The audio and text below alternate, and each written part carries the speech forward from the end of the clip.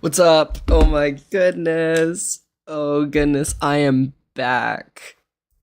It feels good. It feels good to be back. Goodness. Okay. So, as y'all probably already saw, because it's in the title, we're going to be. I'm sorry. I am very, very excited for this game. Something y'all might not know about me is that I'm a really big fan of this. Uh, I'm a really big fan of this animator called Ellis CZ. I believe they're from the Czech Republic, and I absolutely love their animations. They are amazing. Hi, fun time. What's up? Oh, it's picking up your phone. Okay. Well, this animator, Ellis, I'm just gonna call them Ellis, actually released a game coded on RenPy based off of one of their like mini comic things that I've also been like heavy looking in on because they're the coolest Yumi shipper. They're the coolest Yumi shipper. Okay. Uh Today we're going to be playing Behind the Broadcast by Ellis CZ. It's going to be awesome, I promise. I usually have the game open already when I go live so that as soon as I switch over to my live tab, y'all immediately see something. But I opened the game and something really cool happened. So I closed it out and now I'm going to open it up so that y'all can see it because y'all need to see this. y'all need to see this. Y'all are just gonna have to deal with a black screen for a little bit because this is really cool.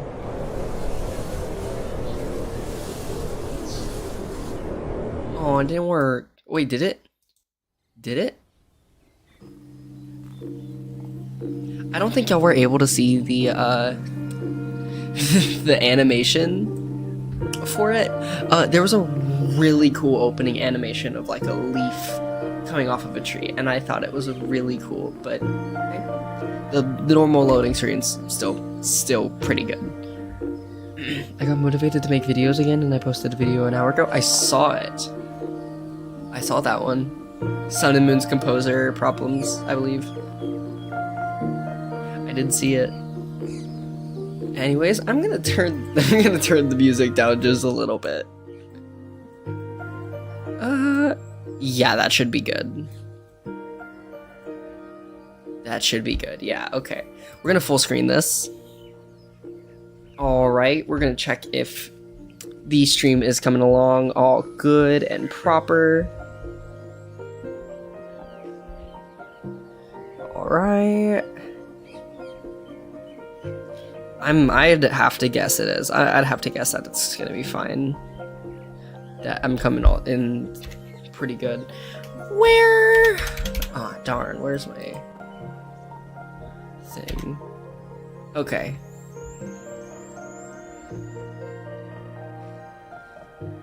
It was composer struggles of bending in the machine song. Yep.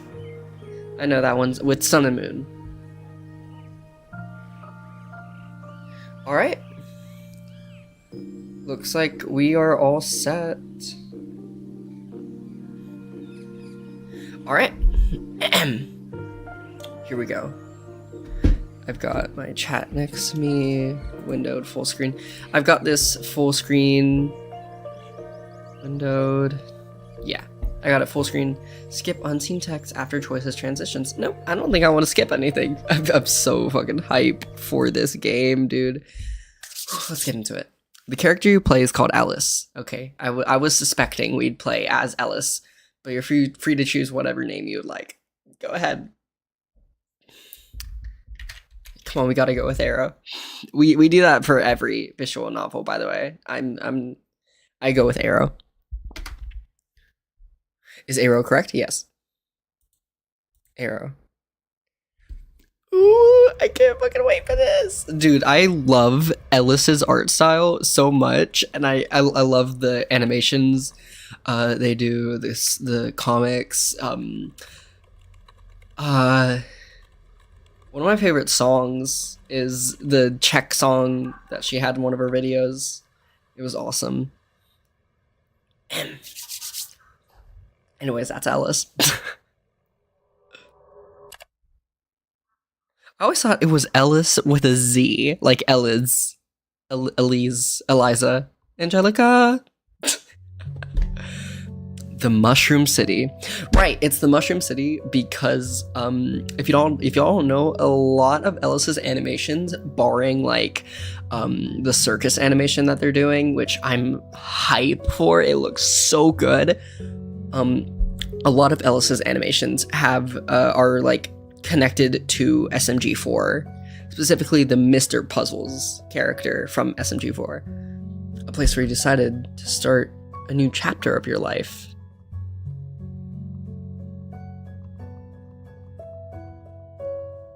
Oh wait, I gotta click.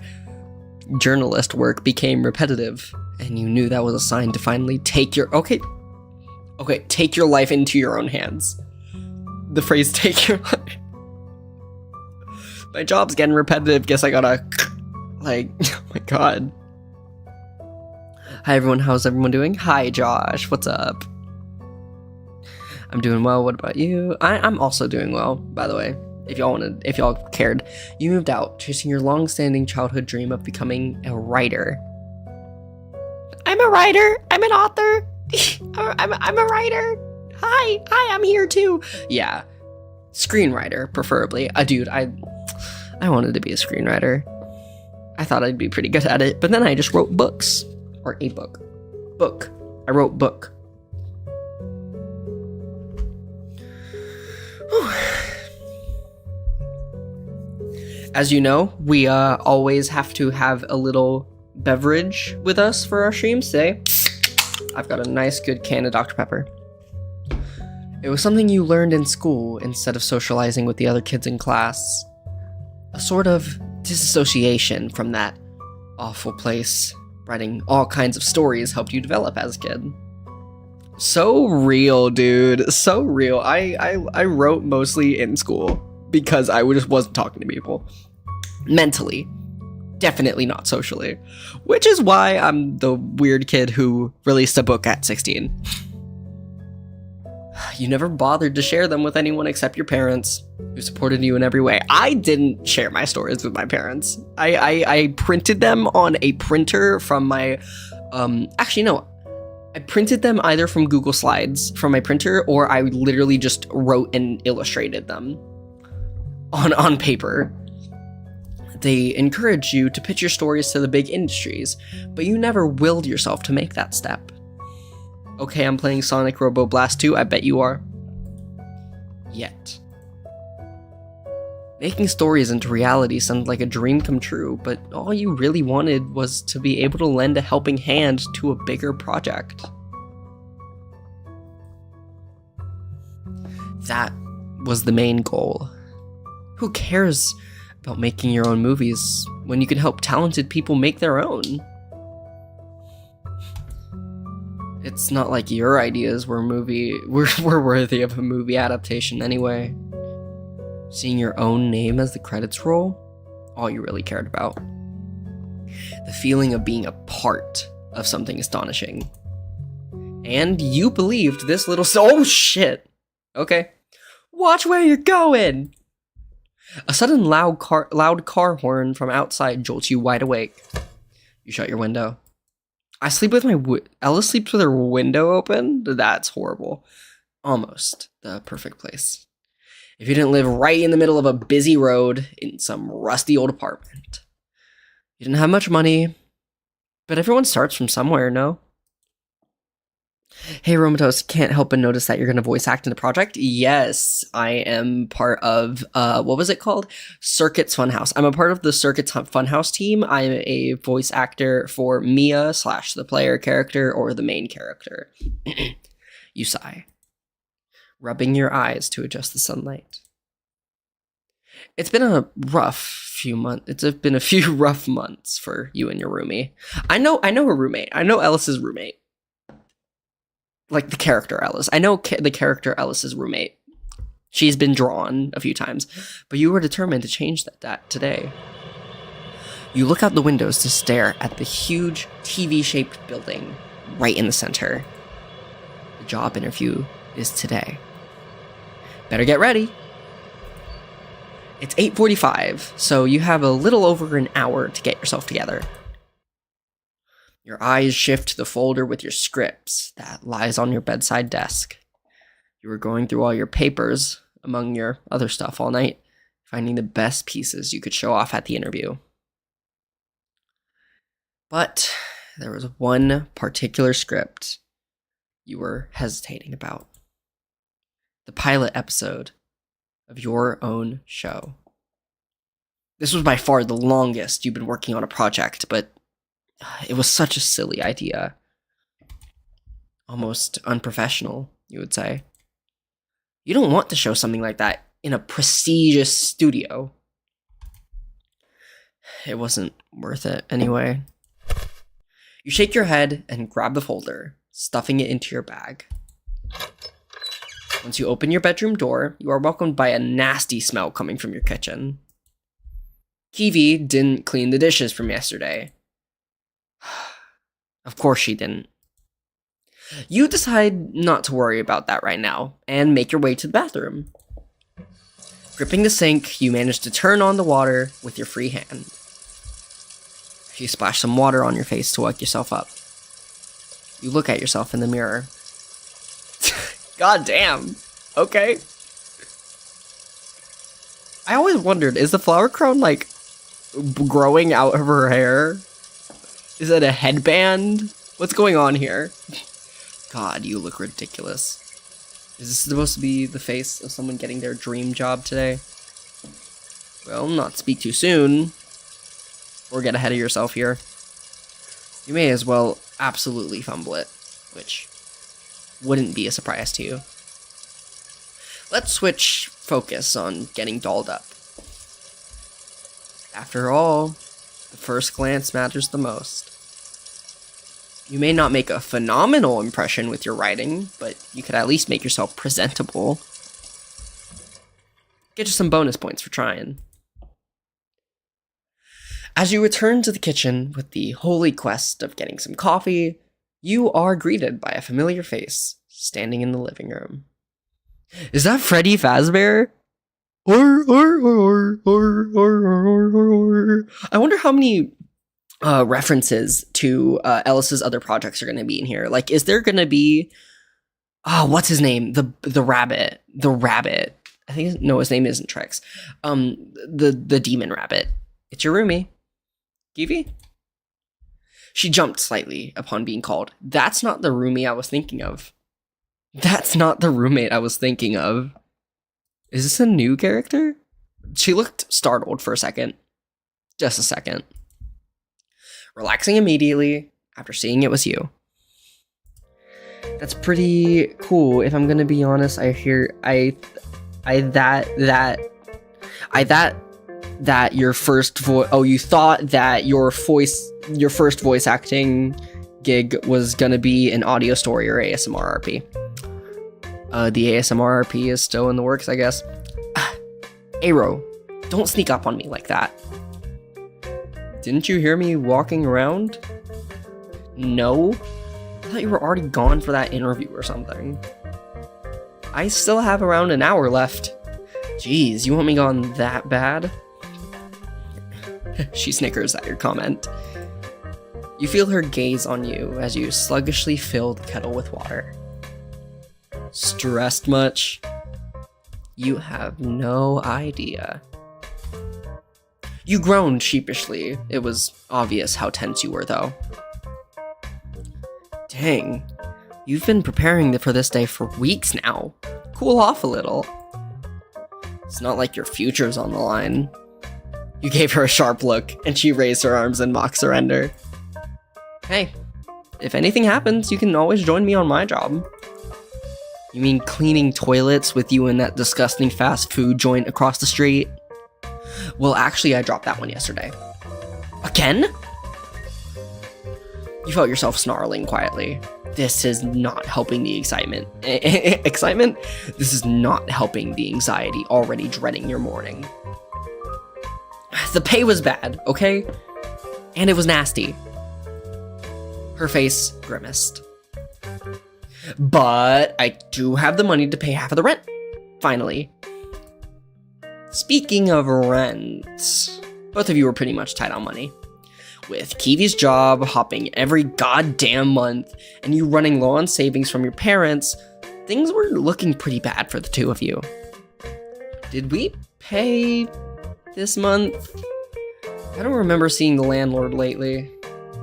I wouldn't be surprised if they were scared to set foot in here after that whole scene last month. Hey, you told me to take care of it, so I did. I don't think acting like a rabid dog was the solution. Making that old man run for his life when he barely walks. She rolls her eyes. But it worked, didn't it? Cut me some slack. Grandpa's gonna kick us out anyway, sooner or later. Not if we stay on good terms. You sigh hesitantly, slowly running your fingers through your fur up top. Whatever. It can be tomorrow's problem. If I somehow manage to survive today. You pour the hot water into your Garfield-shaped mug. Your favorite. Aren't you just a ray of sunshine? Come on. She playfully swats your arm as you stir your coffee. You'll get that position, and I'll find my luck elsewhere. Hopefully. ... You're delusional. And you're awfully gloomy today. Good lord, did you wake up on the wrong side of the bed? I barely slept. You add sugar and caramel syrup to your coffee as you stare her down. It never works to intimidate her, though. She steps back from you and ogles the folder you set aside on the dining table. You're flicking subtly in interest as she leaned over to get a better gaze, as if looking for something specific. Scripts? What else? I hope you included that crazy idea of yours in there. Of course I haven't. That stays between me and my absurd mind. Call it delusional, even. That one's my favorite. I'm sure folks would appreciate a breath of fresh air. Why not just give it a try? See how it goes. You shake your head stubbornly, pushing yourself from the counter to snatch the folder from her hands with a small, inoffensive glare. Just make sure you clean up around the house while I'm gone, alright? I'm stressed out as it is. You don't have to poke at me like a damn stress ball with your job situations. Shoving the folder in your bag, you grab your jacket. The Garfield mug is picked up by Kiwi, hastily going into the sink. Did I drink that? Kiwi realizes, but doesn't say anything to upset you more. I hope you don't forget to brush the stress off your fur? She noted as you walk away. Kiwi puts on her messy apron to attempt to clean up, the laundry becoming a game of Tetris at this rate. You make final adjustments to your coat. Yeah, Ellis wears a coat. Does she? Puzzles wears a coat. Like, Ellis wears a sweater, I think. You make final adjustments to your coat, as in coat of fur, I believe, and make your way down the stairs. All the built-up stress is making itself more and more noticeable on your facial features as you think about the upcoming interview. Gosh. Hopefully the walk to the studio will blow off some steam. What is going on back there? Okay, never mind. Otherwise, you might just lose your sanity before you even set foot in that godforsaken building.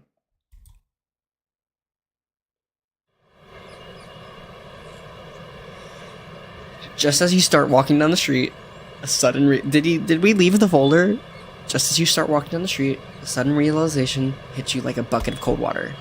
The feeling of dread settling in your caffeine. Oh wait, we didn't drink the coffee. Oh my god. I forgot my coffee. The image of you leaving it on the counter suddenly hits you. No wonder you felt like crap. What time is it? 9:30. Still got half an hour left. Quick stop at a cafe wouldn't hurt you, thought to yourself. I haven't spoken to Karen in a while anyways. I know Karen! She's a Starbucks barista. She might even have one of her notorious motivational speeches ready for you if you're lucky, so you won't combust the moment you set foot into that studio. The cafe is near anyway, so it shouldn't be too much of a problem. Your shoes are heard scraping along the sidewalk as you speed walk toward the cafe, adjusting the bag on your shoulder. You push the door open, the familiar jingle audible and soothing. And suddenly, you're met with a cozy atmosphere that welcomes you into its embrace. Key lime pie. I'm looking for references. Syrup, tip jar, croissants, pain au chocolat. I don't see any references. And suddenly you're met with a cozy atmosphere. It felt like a warm blanket around your collar. Your shoulders slumped once your body gave in to the lovely, homey sensation. Hey Romatos, how much far do you think of this game? I think it's pretty great right now. It has a very nice art style, obviously, because Alice made it. It has great colors. I like the dialogue box a lot. I'm actually going to learn how they did that for my visual novel. It just looks great, okay? You wait in the queue like a civilized citizen, your eyes scanning for your feline friend. And lo and behold, there she was, behind the register. There she is. It's almost funny. Both of you had the same streaks of interrupted sleep. Dark circles making themselves known. I don't see no dark circles. She looks like she's thriving. Running a business while taking care of 3 rascals isn't for the weak. You wonder how the kiddos are doing. Been a while since you babysat. Have yourself a wonderful day, sir. Thank you for coming. Hello. Welcome to the cafe. What can I get? Oh. Her ears perk up in recognition when she sees you. Well, look who finally decided to show up. Oh god, those eye bags? You look a mess. Good morning to you too, Karen. You give off a weak, exasperated smile. You look like you haven't slept in days. Karen waves a paw, cutting herself off with a friendly, humorous scoff, resuming. No, please, scratch that. Centuries. What does Karen sound like? I know Karen literally has a voice actor, by the way. Karen has a voice actor. Before you could say something, her hands already got to work. You and your workaholic ass. I think I'm gonna go with a deeper voice, because I'm pretty sure she's like emo. She eyes you up and down, raising a brow. Past the terribly worrisome eye bags. Don't you look dashing? What's the special occasion? Was it really that bad? A job interview. You know how it is. Had to make myself look presentable. Oh, I see. That job interview? I had no idea it was today. This is less goth and more robot. Okay, and here I was, thinking you've grown bored of my old rhetoric. No wonder why your fuzzy ass can't even spare a call. You chuckle at her remark. You two haven't hung out in a while, that's true. You were too busy thinking about all the potential disasters that could happen today to even fathom nudging anyone. Your smile faded into a familiar, awkward demeanor. I just had to make sure my portfolio was perfect. Spotless. I know I should have announced my absence beforehand. I'll make it up to you. I promise. Karen smiled warmly. She shook her head dismissively with a light, friendly chuckle. Hey, don't mention it. You know I'm just messing around. Water under the bridge. She keeps eyeing you up and down while her hands work on your coffee effortlessly. Stressed? You were the second person asking me this morning. Well, you do look half awake. That's why I came here, for the best morning coffee.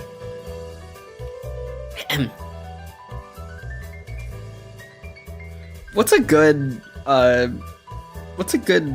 goal if I hit what's a good super chat goal?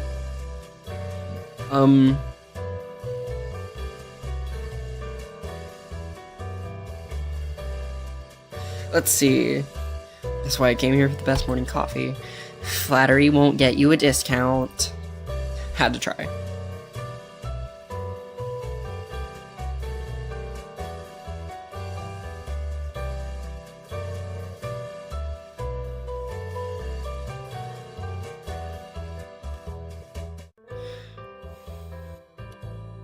Alright, I started a goal.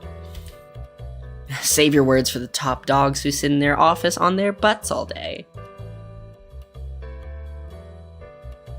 Right. Your fur bristled at the reminder of what's coming up for you. Oh, you're not looking forward to that interview. Relax. I'm sure it will go down smoothly as butter. Well, we'll see about that. Before long, you pause, panic and realization dawning on your initially relaxed expression, fumbling around comically and flailing as you spin around, looking for your absurdly absent phone from your coat pockets, your non-existent watch on your hand. Anything to tell the time, until your gaze fell upon the clock right above Karen's head. 9:50, and the music stops. You felt your heart drop to your stomach. Shit, this is exactly why I can't hang out with you. Time passes by so fast. You bury your hand in your coat, searching for your wallet. Karen literally shoves the coffee into your hands and hits you with a stern look on her face. Don't worry about the cash, get the fuck out of my face. She shoots you playfully before turning her attention to the next customer. You gave her a small wave while pushing the door open. Break a leg, and if you don't get the gig, do it literally, is what you hear before the door closes behind you. With a small smile, you speed walk to the big TV-shaped building while sipping on your coffee, stopping dead in your tracks to take in an intimidating sight. It's bigger than you thought. In fact, it's actually huge. The entrance was all fancied up with a red carpet and a few stars etched into concrete. Looks like the big shots at the top are a little too serious about this. Or whoever was running the studio. You take a deep exhale that forms into a cloud, the morning breeze making you shiver. Or was that the nervousness? No time to waste. Just get in there. Think later. Your vision, having adjusted to the daunting new environment, it was overwhelming.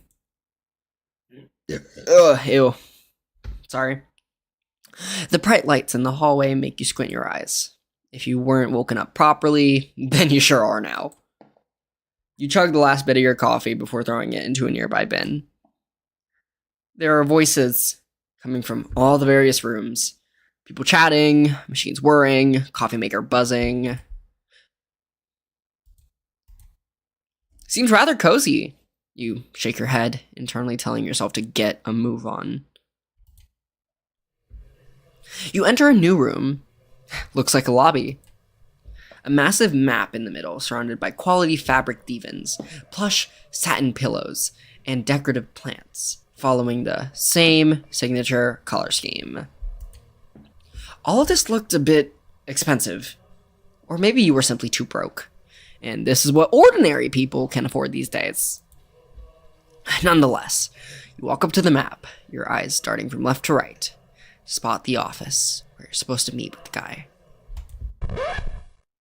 Huh? Perhaps you shouldn't have underestimated the inside. The place is huge. How are you supposed to find him in here? But, just as you thought, all hope was lost. Am I on the 12th floor? Why? More than lovely?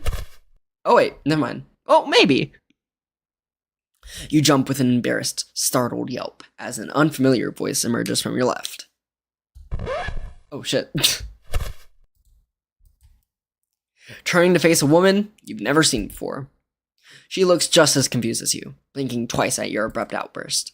There's an awkward silence between the two of you before you decide to speak up, acting as if that hadn't happened. Excuse me? I'm here for an interview with, Hey, Romatos, how do I post characters when I'm drawing? There are, like, these little mannequins that you can get.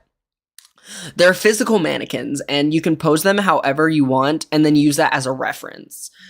I'd also recommend drawing, like, a straight line. And if you want somebody's posture to be, like, relaxed or neutral, have their posture follow that straight line from up to bottom. If you want it to be extreme, like they're yelling or they're super duper, like, laughing really hard, then you make it go out of that line. And then it just emphasizes it, and it emphasizes it more. I'm here for an interview with, Before you could finish your sentence, her face lit up. Oh, wait, you're here to meet the capital P, ain't ya? I don't know why I'm doing Lottie. Are those eyebrow piercings, or are those two, like, eyebrow hairs? She proclaims with a chuckle, pointing at you before averting her gaze to the board map you were looking at just a moment ago. Oh yeah, no, that piece of wood won't tell you much. It's easy to get lost around here. Lost? Why does she have a Boston accent now? What's happening? I've worked here I can't do it. I've worked here for ages. Even I can't understand the point of this obnoxious board sometimes. Trust me, Vera.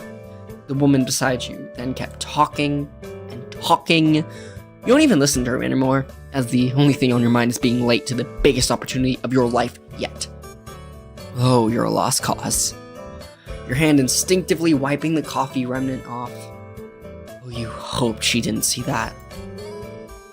Her monologue stops the moment she registers your panicked expression. Boss's office on the 12th floor, all the way down the hallway. He won't get lost from there. Don't you worry. Yeah, I think that's it. I think that's it. Oh, thank God. Wait, 12th floor? Ah, got it. Thank you for that. I would have been wandering back and forth if it wasn't for you. Not at all. No problemo. She let out a light chuckle, pretending not to notice the not-so-subtle movements you were making. Before you were ready to make your way to the elevator, you were met with reassurance from the unknown woman. Also, don't worry about the boss man. He may seem scary, but I can assure you, he's a chill dude. Just don't push his buttons, and you will be just fine. She gives you a huge grin with thumbs up and takes off from the lobby to wherever she came from. Right. Was that supposed to calm me down or stress me out even more?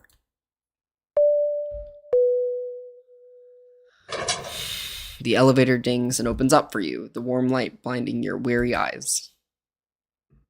What was it again? 12th floor. You push the button, and the elevator's doors close. Soft hum of the machinery can be heard as it makes its way all the way up with you. You start to feel the adrenaline kicking in. Oh boy, it's getting real now. Your hands are gripping the rails inside. You took your time shaking up the dread off as the numbers go up. Higher and higher. Your impulsive thoughts for a moment, thinking the elevator was going to break, adding to your nerves. You're not going to be writing stories for the paper. You're going to be on the big screen as an author. Deep breath in. Deep breath out.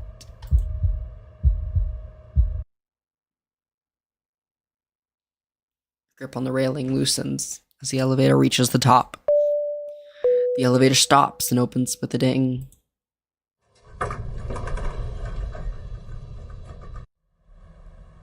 You're met with a long hallway right in front of you. So, all the way down this hall? At least, that's what you remember, she said. With a gulp, you step out of the elevator and slowly walk towards the door at the very end of this unnecessarily eerie floor. The closer you get to the door, the sweatier your forehead feels. Or maybe you're just getting dizzy. Your heart was audibly thumping inside your chest. It felt like no time to think about such things. You stop right in front of the door, stretching out your hand hesitantly, and then you finally make up your mind. You knocked. The echo of the door could be heard a few feet away, a new sensation to you. Nothing was heard from the other side. Maybe they're too focused on their work? After all, your interview may have caused them to cancel some of their meetings. No, that's nonsense. They emailed you a week ago. You didn't disturb their plans. You knock again, a bit louder this time. Are they scissoring? Yeah, you're done for. Is this because you arrived 5 minutes late? Are they testing you? Are they even in there? You know what? This was a bad idea. You're 10 minutes in this building, and you already feel like it's telling you that you're not welcome here. Maybe if I go back home, I can schedule a different day, or maybe... An unfamiliar tall shadow forms behind you, and you feel a shiver crawling up your spine. This is it. You're not getting this job. You may as well not make it out alive. Make it out alive. You finally find the courage to slowly turn around, lifting your head up to meet his gaze. Oh my goodness! Oh my goodness! He's so. Oh goodness! Look at that face. Both of you are dead silent for what feels like minutes. Yummy. Oh, I love Dr. Pepper. Oh, goodness. Ew. His eyes widen once he finally realizes the situation. Oh, Aero, is that right? You blink a few times, awkwardly. That is correct. Oh my, I'm terribly sorry for my lateness. Truly unprofessional of me. So much work to do and so little time, he says in a chipper voice while he's pulling out keys from his suit, unlocking his office. Let's get down to business. Please take a seat. I know Mr. Puzzles has an actual voice, but he's also got an actual voice actor. I am not a voice actor. I can't do that voice. So much happened in the span of 10 seconds, you feel like half your brain shut down. The TV-headed man musters all the scattered paper on his desk while murmuring something to himself. You try to collect your thoughts. Silly me, he exclaims, turning to you once again. I really am out of myself today. I haven't properly introduced myself. He extends his rather elongated, gloved hand, something that throws you off for a moment. Mr. Puzzles. Yep, that's okay. Yeah, that's certainly a name. Why is there a man with a TV for a head? Don't be TV-ist, headist, Sethist, I don't know. Director, producer, and founder of Puzzle Vision. We're adorable. we are adorable. We're adorable. Me and Alice, we're adorable. Shake his hand. So that explains it. So that explains the name. And the TV-shaped building. This guy sure has confidence. I've read through the stuff you sent me last week, but... He sits down on his chair, folding his hands on the desk. I would like to know more about you. About me? I sent my resume, if I recall correctly. Of course you did, but I'm interested in what brought you here to the doors of my precious wonderland, where everything you can think of, say, comes to life. You swore you saw his screen spark with enthusiasm. You blink. Everyone can write a couple of paragraphs. High school diploma? Good for you. But every idiot can get that these days. And you're not an idiot. Are you? His TV screen flickers, briefly. His arms resting on the table. You focus on your hands, remembering the folder as you fetch it. His TV head tilted to the side in amusement and curiosity. He leans forward in his chair, waiting for your response. You can practically feel his gaze on you, observing your every moment. Feels like even inhaling the wrong way would cost you your job position. Okay, Aero, calm down. He's just testing you. You put the folder filled with your scripts on his desk. I've been writing all kinds of stories. I've been writing all kinds of stories. Watching different types of movies taught me to get a better grip of storytelling and characters. It also helped me discover my love for bringing these stories to life visually. So from writing books to writing screenplays. Exactly. I spent a lot of time learning how to shift narratives into visual structure. He stays silent, waiting for you to continue. Shouldn't he be the one asking questions? What else am I supposed to say? I spent a lot of time diving into the behind the scenes of my favorite movies to understand the director's perspective. Way to go on remembering to use big words like that. What movies are we talking about? Animated movies. Slashers. Animated movies. How to Not Train Your Dragon and Wolf Runners. He seems satisfied with that answer. Animated movies are one of my favorites, but I do appreciate any kind of storytelling, of course. Sci-fi, fantasy, or if written well. He opens the folder on his desk, his digital eyes scanning through the scripts. You include some of your best short scripts. You called them pretty decent. It was missing a particular one that you left at home on purpose. Still thinking if you made a mistake. No, you definitely didn't. You're not bringing that silly ideas to his attention. Any particular ones you're by far most proud of? Any you like to see yourself directing? The question lingers in your mind for a short minute, thinking of an answer. Just as you take a deep breath, he raises his finger. Heard enough. Yeah, you're cooked. So, just why do you think I should hire you, specifically? Wow, that sounded like he wants you to get out of his face already. And honestly, you wanted it as well. The air felt heavy in this office. Nothing was louder than your thumping heart again. Your hand went towards your heart as you threw yourself in the open, as vulnerable as you felt in this dreaded silence. Come on, sell yourself. Confident honest answer. Honest answer. Honesty is the right way to go. Writing is something I started at a really young age. Bad way to start off. I'm determined to keep myself pushing in the industry to gain more experience and learn from the right people. I know things aren't perfect yet, but I know I can do more. Much more. If I'm given the chance, I can prove myself. I can't tell if you're sweating, but if you are, you pray that fur of yours is covering it.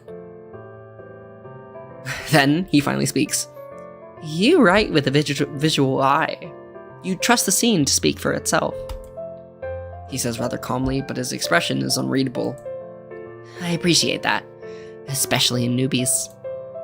You're writing as someone who actually watches the screen while they write. He closes the folder, his gaze now fixated on you. I'm gonna be very honest about you here, Arrow. There we go. I am very fond of your writing style. I can see where you're coming from.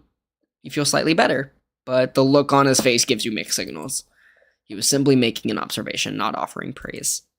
His studio yearns for passionate people like you, but you are missing a crucial part of yourself. He looks you up and down. Self-esteem. That's really important to us. We must constantly endeavor if we are to succeed. You see? Doubting yourself, that has no place in my studio. Belief in your work is one thing. Belief in yourself is another. At this point, just tell me to get out of here already. Say, if I were to hire you, would you be able to embrace this criticism and get a clearer picture of yourself?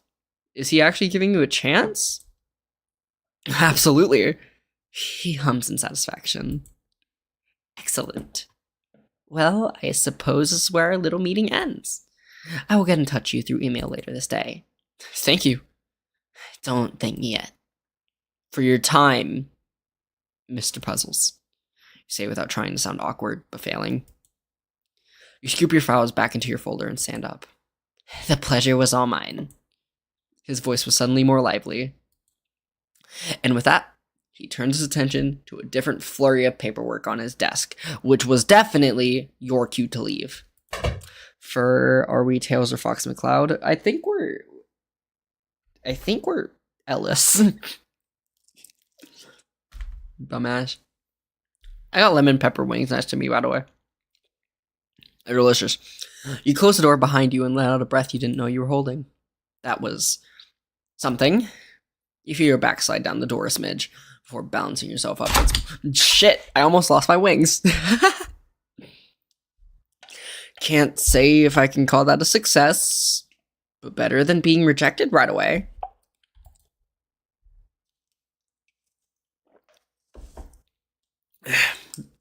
You actually had a chance.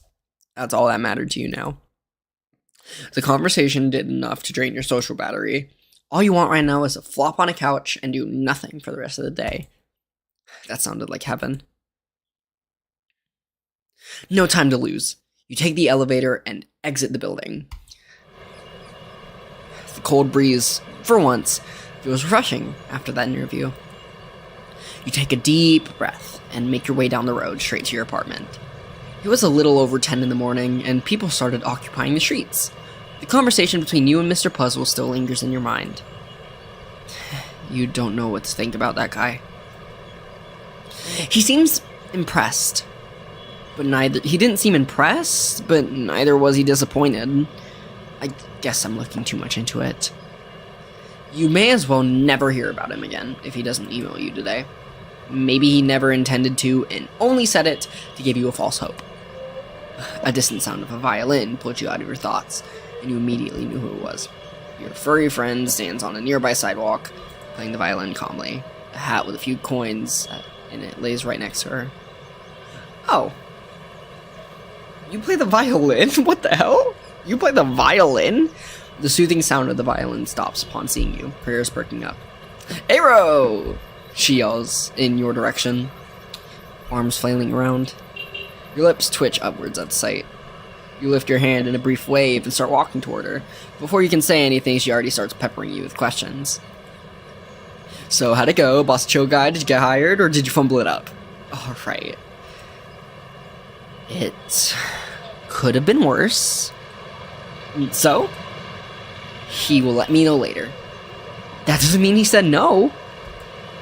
You make it sound even worse. You feel yourself cringe internally. No, Josh, I'm not eating Wingstop. I got Philly Grill. Damn.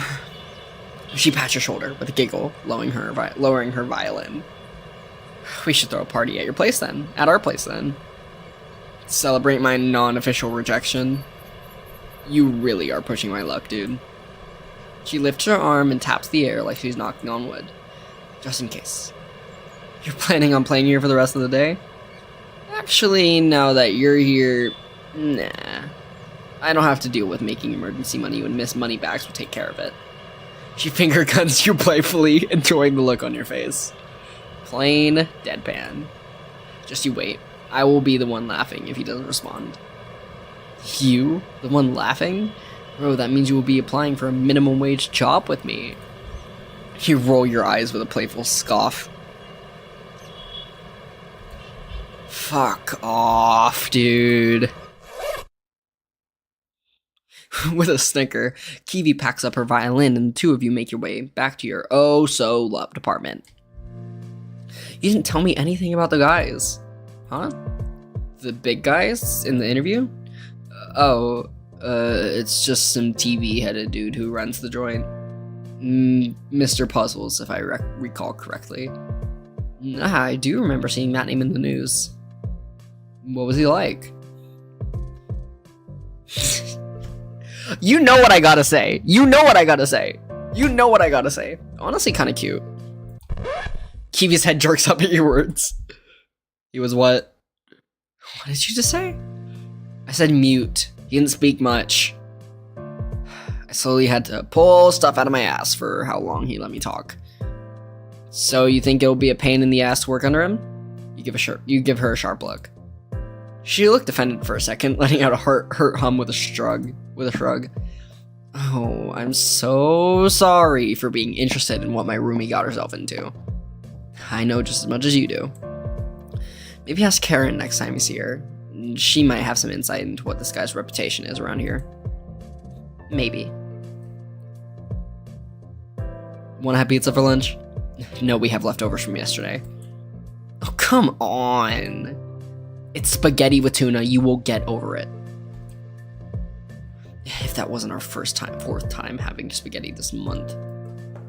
Too bad your ass is banned in that kitchen after the oven incident. It was one time. And your last. You enter your small, cramped apartment and let out a sigh once you close the door behind Kiwi. Enough talk about work. Let's find some cringy show to watch for the rest of the day. Whoa, is this even the Arrow I know? You doing nothing all day? You finally came to your senses. Told you will get burned out soon. Quit being a smartass. I gave it all I got for that portfolio.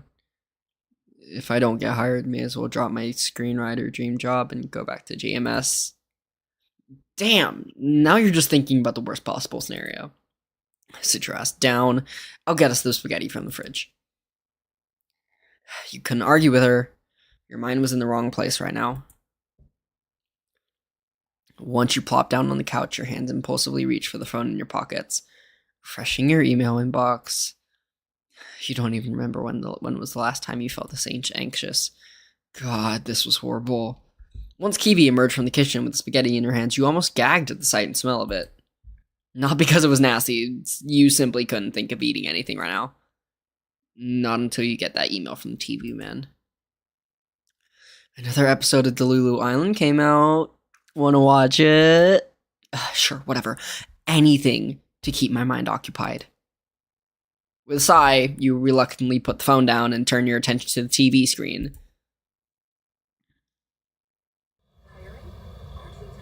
The day passed by like a blink of an eye. Soon enough, it was evening already. Your phone was dead silent. No notification sound was heard all day. All that built-up anxiety still hasn't left your brain. That dread, the foreseeing lump in your chest. Kiwi noticed your expression and the way your tail kept twitching in irritation. Not even a daily dose of cringy reality shows could pull you out of this mindset. Unfortunately. Oh man, this sucks. You bury your face in your hands with a groan, rubbing your eyes in hopes of waking yourself up a bit. You exchange surprised looks with Kiwi before grabbing the phone from the couch. Staring at the screen nervously, it's displaying a red dot over your email app. Okay, this is it. Don't keep yourself waiting any longer. The anticipation was killing both of you. As Kiwi overlooks, you push her back slightly with annoyance. You're not helping my nerves. Cut it out. You growled, but exhaled nervously as you held the phone back up. Your finger hesitates for a second before hitting the icon. You start reading. Dear Arrow, after our last meeting, I'm thrilled to announce that you've been officially hired as a new screenwriter for Puzzle Vision. Please arrive promptly at our studio at 10 a.m. tomorrow. I am looking forward to your work. Puzzles. Your eyes linger on the screen a bit longer, rereading the first lines of the message, making sure you weren't hallucinating. Kiwi, meanwhile, impatiently waits for your reaction. Dude, tell me already. You're getting me all riled up too. God damn it. You shove the phone into her hands. What does it say? What does the message say? She looks startled for a second, but immediately turns her gaze to your phone screen, eyes darting anxiously. You're trying to catch any slight changes in her expression. After what feels like an eternity, she turns her gaze back to you. Dude. Her lips twitch upwards into a wide, knowing smirk. I fucking told you. She starts laughing, handing the phone back to you. You reread the message, speechless. You really got hired. I got it. You got it! She grips on your shoulders, shaking you like a madman, making your head spin for a few moments before catching in disbelief. I told you. We should have brought decorations. We should have bought decorations at least. We have to celebrate. She practically vibrates in excitement. You exhale, your breath slightly trembling. You actually did it. You did it. This dream was coming true. A couple of blinks later, you see her fetch her phone from her pocket.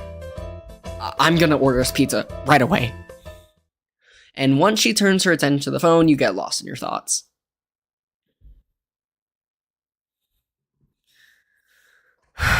So, this was it, huh? Wherever the wind takes me, I guess. You and Kiwi were watching random crap on the TV while eating pizza for the rest of the day. It was getting late. Exhaustion was taking its toll on you. You want to be well rested for tomorrow anyway. With a yawn, the lights flickered off as the switch was flipped. You couldn't be restless making these first impressions. Not anytime soon.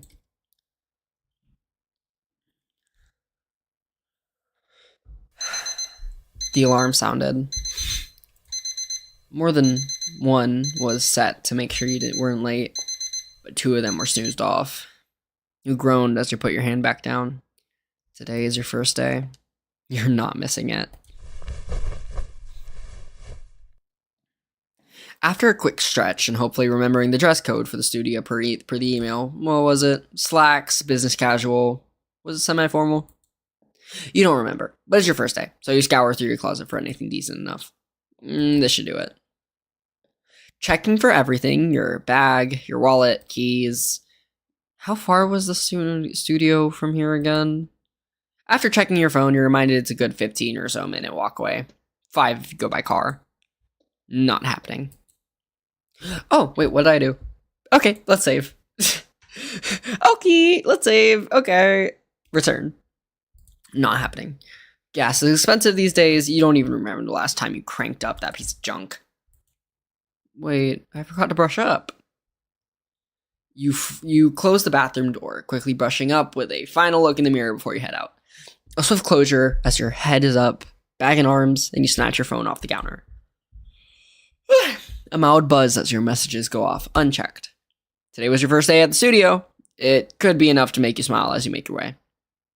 Before you open your front door, your gaze lingers a bit longer on that folder lying on the counter.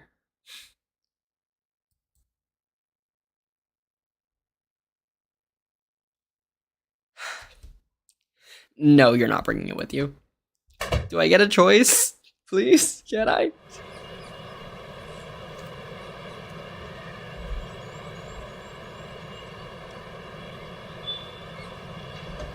Ugh. Sorry. Ahem. Along the way, a familiar face stands to the side. It was Karen at the coffee shop you frequented, which... You realize you forgot to make breakfast on the way. You knew you forgot something. Then you remembered Kiwi's words from yesterday. Maybe ask Karen next time you see her. She might have some insight into what this guy's reputation is around here. Do you really have time for that? On the other hand, you're eager to know what you're pulling yourself into. And you might as well tell Karen you got the gig. Though she's likely already seen the news on your social media. But do you have enough time? I like Karen. You nod to yourself. Yeah, Karen. She's one of your closest friends after all. Her advice was certainly useful, especially considering she juggles all those part-time roles while being a full-time mom. You felt uneasy just thinking about handling a workload half as much. You try to rub your last drops of sweet sleep away while walking up to Karen at her shop. Ooh, my throat is getting my throat is getting dry. I'm gonna save real quick. I'm not ending the stream. I just am gonna take like a quick break because I've been talking for an hour now. And I also kind of want to try something.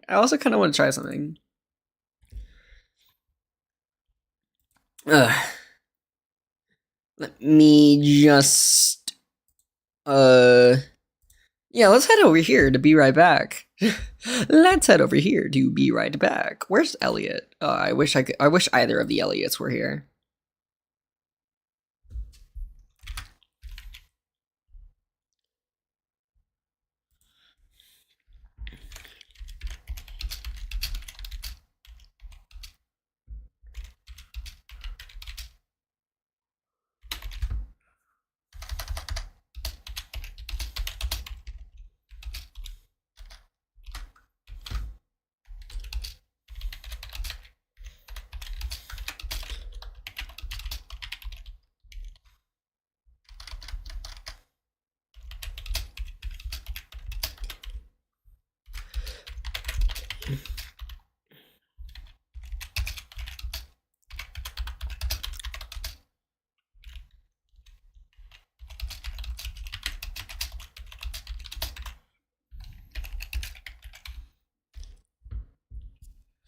Alright, I just asked my boss. Not my boss.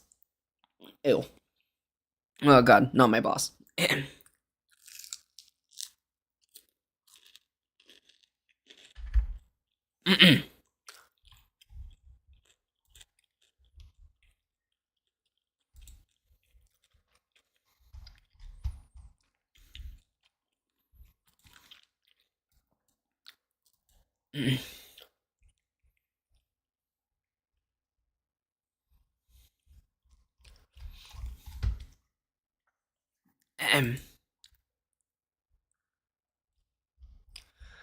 Alright. Just let me finish up this wing. This one chicken wing. And I'll be all ready.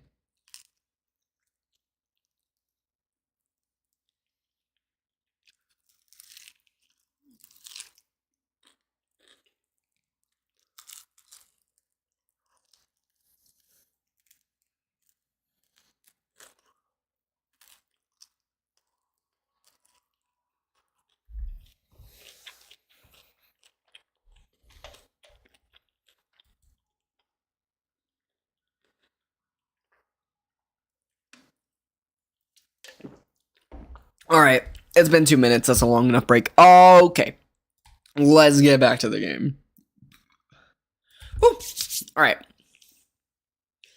You try to robe? You try to rub your last... Did I miss anything? You try to rub your last robe to sleep off. The usual jingle. The line which makes you groan. Yeah, thanks for telling me. I might be late for work. Morning, Karen. She simply nodded back with an expression that she was already dreading her shift. Until she noticed it was you. Her gaze lingers on you a bit longer than usual. Is my fur messy again? Don't you act all innocent now. I saw that status on your Instagram. No call, no message. She clicks her tongue, acting all hurt and offended. Okay, to be fair, you did plan on calling her yesterday, but most likely forgot about it the moment Kiwi ordered pizza. You roll your eyes with a chuckle. And that's why I'm here. To tell me you got the job, or for your coffee? Both? Right, uh-huh. She gets to work with your usual. No, but seriously. Told you get it. Got yourself all stressed out for nothing. You point towards the croissant in the display case, and Karen nods in understanding. Actually, I was hoping you know something about this P guy, since his studio has quite the name around here. Oh, nosing around on your first day? I can't blame you for wanting to know who I've been working for, and I suppose you know all the tea. Well, I'm taking that personally. You tap your fingers against the counter like a pouting little kid. Ugh. So, the TV guy, huh? Heard about him here and there. Nah. There isn't much that I know. Not sure if it's just my poor knowledge or if there's just so little this guy has said publicly. Saw him a couple times on some talk shows, though. So you're clueless. Do you want to know what I've heard, or what I think? Lay it on me. He's a weird one, for sure. You should watch the interview he did with that one famous YouTuber from here. SMG4. I mean, SMG4, was it? My kiddos watch this crap all the time. That's a fucking reference. I know that one. But don't take my word for it. That's just what I'm thinking. You have nothing to be concerned about since that interview went well. Depends on how you define well. Uh-huh. I don't think he was really impressed by my work. It seemed he rather pitied me. You recall the conversation in your brain. That look on his face. A shiver runs up your spine. Oh boy, why are you feeling so unconfident all of a sudden? What if his thoughts changed after the interview? Your hands played flat as you focused on Karen again. Ears drooped as a finger goes to the countertop again. Karen sees this through her peripherals, trying a new direction to cheer you up. Ah, come on, Arrow. What about that little series of yours that you had a whole pile of papers? Was he not impressed by all of that? What's up with you and Kiwi being so excited about that stupid show script? You haven't shown him? No. It's bizarre. That script has no place in my portfolio, and you know it. Who knows what he would think of me? She shoves the croissant with her latte into your paws, the steaming liquid jolting you wide awake as you take a sip, almost burning your tongue accidentally. Another shiver down your spine as you look back at her, as if expecting her to berate you for drinking it too fast. I'm gonna go there myself and kick that guy's butt if he even thinks about killing your confidence. Just keep it cool, alright? He gave you a chance for a reason. Hey, have you ever drank paint and watched paint dry when there was nothing good to watch? No, I haven't.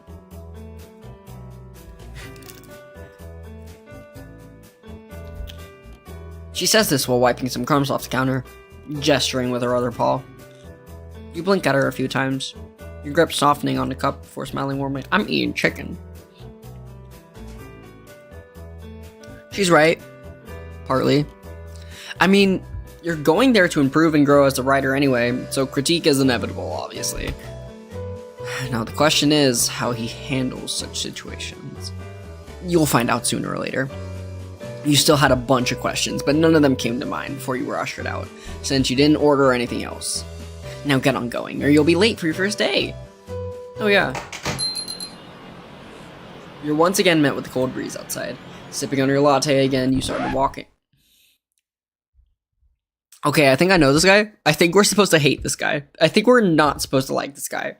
He has like guns for hands or something. You almost bumped into a strange man who suddenly emerged from nowhere. He looks at you, startled. Mr. Weapons. Weapons. Oh, you're the... Karen's friend, right? Is she inside? I was wondering how... Weapons? How many times do I have to tell you to stop bothering me? How many times do I have to tell you to stop bothering me at work? I bought you some flowers. Get out. I don't know how to do the exchanges. You gotta give me some time in order to change voices. It's Gunman. Yes, it's the gun devil from Chainsaw Man. You awkwardly move aside and continue on your way. That was weird.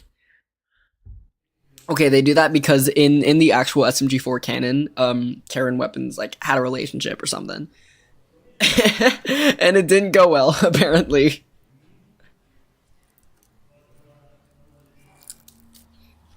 I actually haven't watched anything from the newer SMG4 where Puzzles is from. Puzzles, Weapons, and Karen is from. I learned all of this from Ellis, like Ellis's animations. And stuff like that. You walk into the studio, scanning the environment. You have no idea what to do, where to go, or who to meet. Well, isn't that great?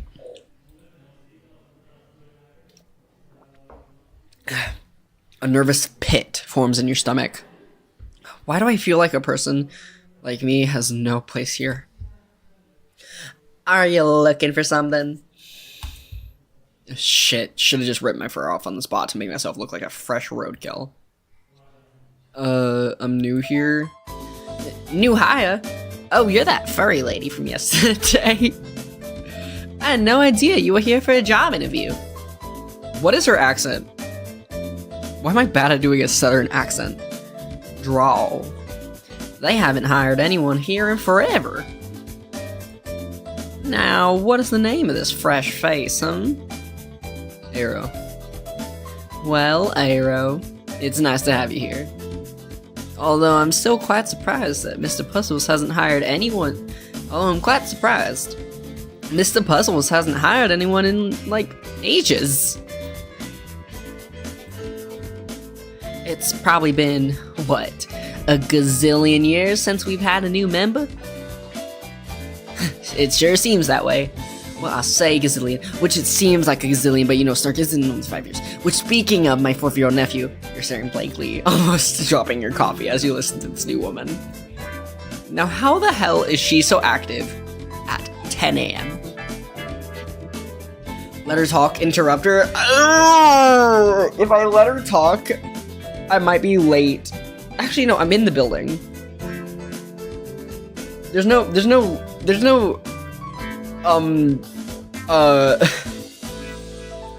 There's no consequence to me being late because I'm in the building. Let's let her talk. And then I was like, I don't care if it's in style, Jessica.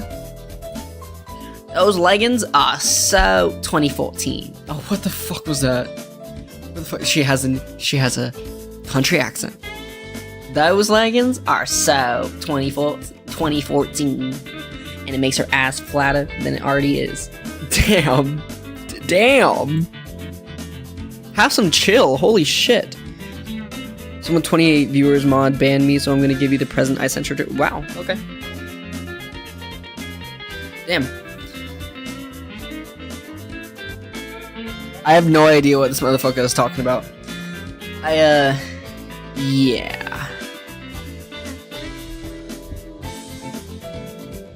What the fuck is this motherfucker talking about? What is this motherfucker talking about, bro? A 3D Earth update? Blood Mom? I don't know what this means. I have no idea what this means, bro. You sipped on your coffee, wondering whether or not you were even told the truth in this gossip. About this gossip. Hi, Tony. What's good, Tony? Yeah. Who is Jessica? And then I was like, yeah, I only drink organic, gluten-free. No milk, no carb, no sugar, no butter, no cream, no greens, no tomatoes, no lamb, no ham. No lamb, no ham, no woman, no crime, no bees over here. Yep. Oh man, what do I say? You clasp your paws together nervously, making a step towards befriending your new... You weren't actually sure who she was yet, or what her role was here. So then I was like, yeah, Brad is so lame. He thinks all that and a bag of chips. And I'm just like not into that, you know? What the hell am I doing? Yeah, every time I get banned, I'm doing that. I don't know what it is. And I'm just like not into that, you know? I recommend you stay away from him. You can always trust me with tea. Remember that.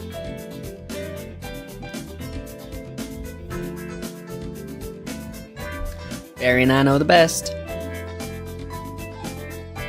Who's Barry? Who's Barry? Oh, hold on, I didn't even ask who she was yet. Wait, I'm so sorry. I didn't even get to know your name. You say with a subtle, awkward smile in hopes of not ruining her lively mood. Oh yeah, sorry about that. I can ramble way too much. Name's Linda. I'm the art director here at Puzzle Vision. She reached out her hand shake.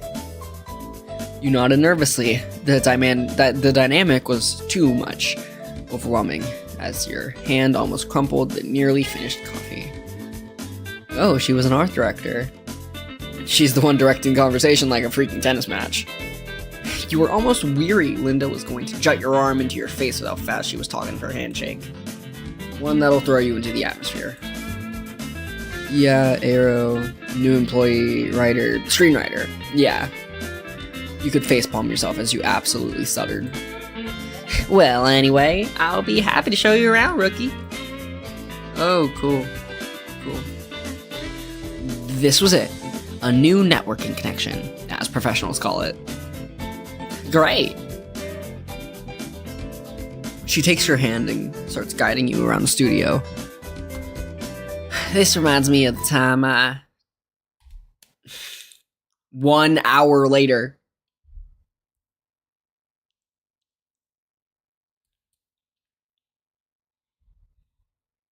Let's save.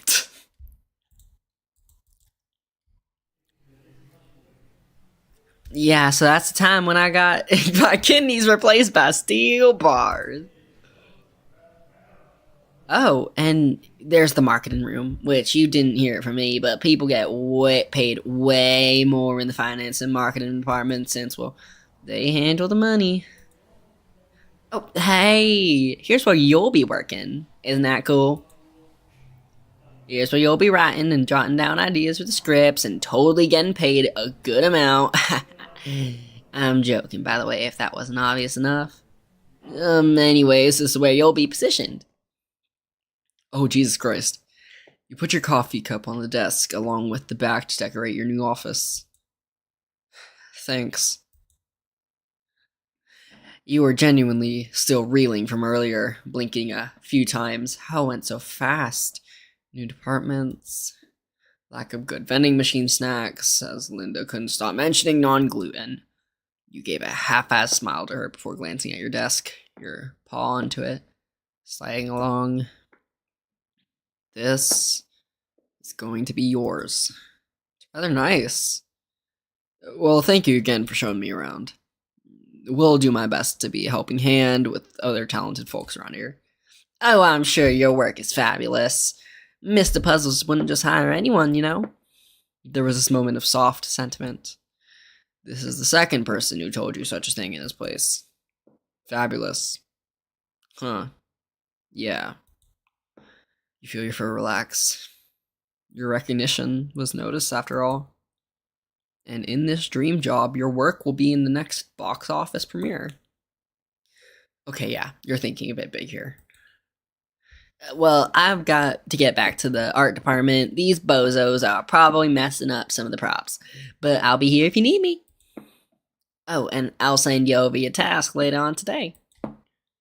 Good luck here on your first day.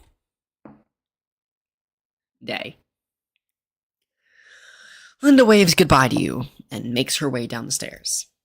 So this is it. Your new little cozy office to let your imagination run. But why do I keep on doing that? To let your imagination run wild.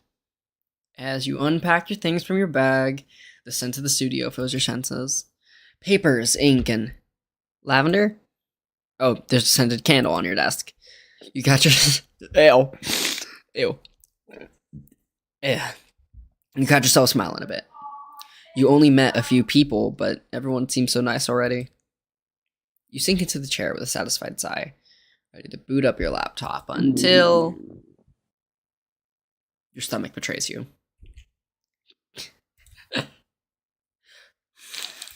Okay, I'm going to switch over to here.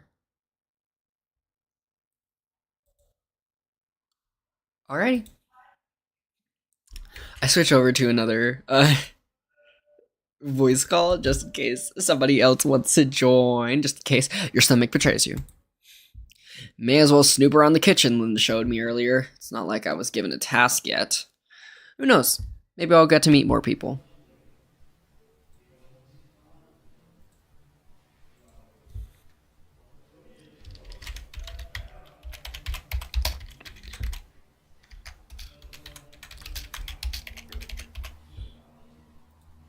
Alright. You roam the corridors, your ears picking up on various conversations and sounds from other rooms. You pass the lighting department, and finally spot a familiar place you've come across earlier. Entering the canteen, you see several people sitting in groups, eating and chatting. They don't seem to pay much attention to you. What catches your attention is the large vending machine right across from you, filled with snacks and sodas. Speaking of soda,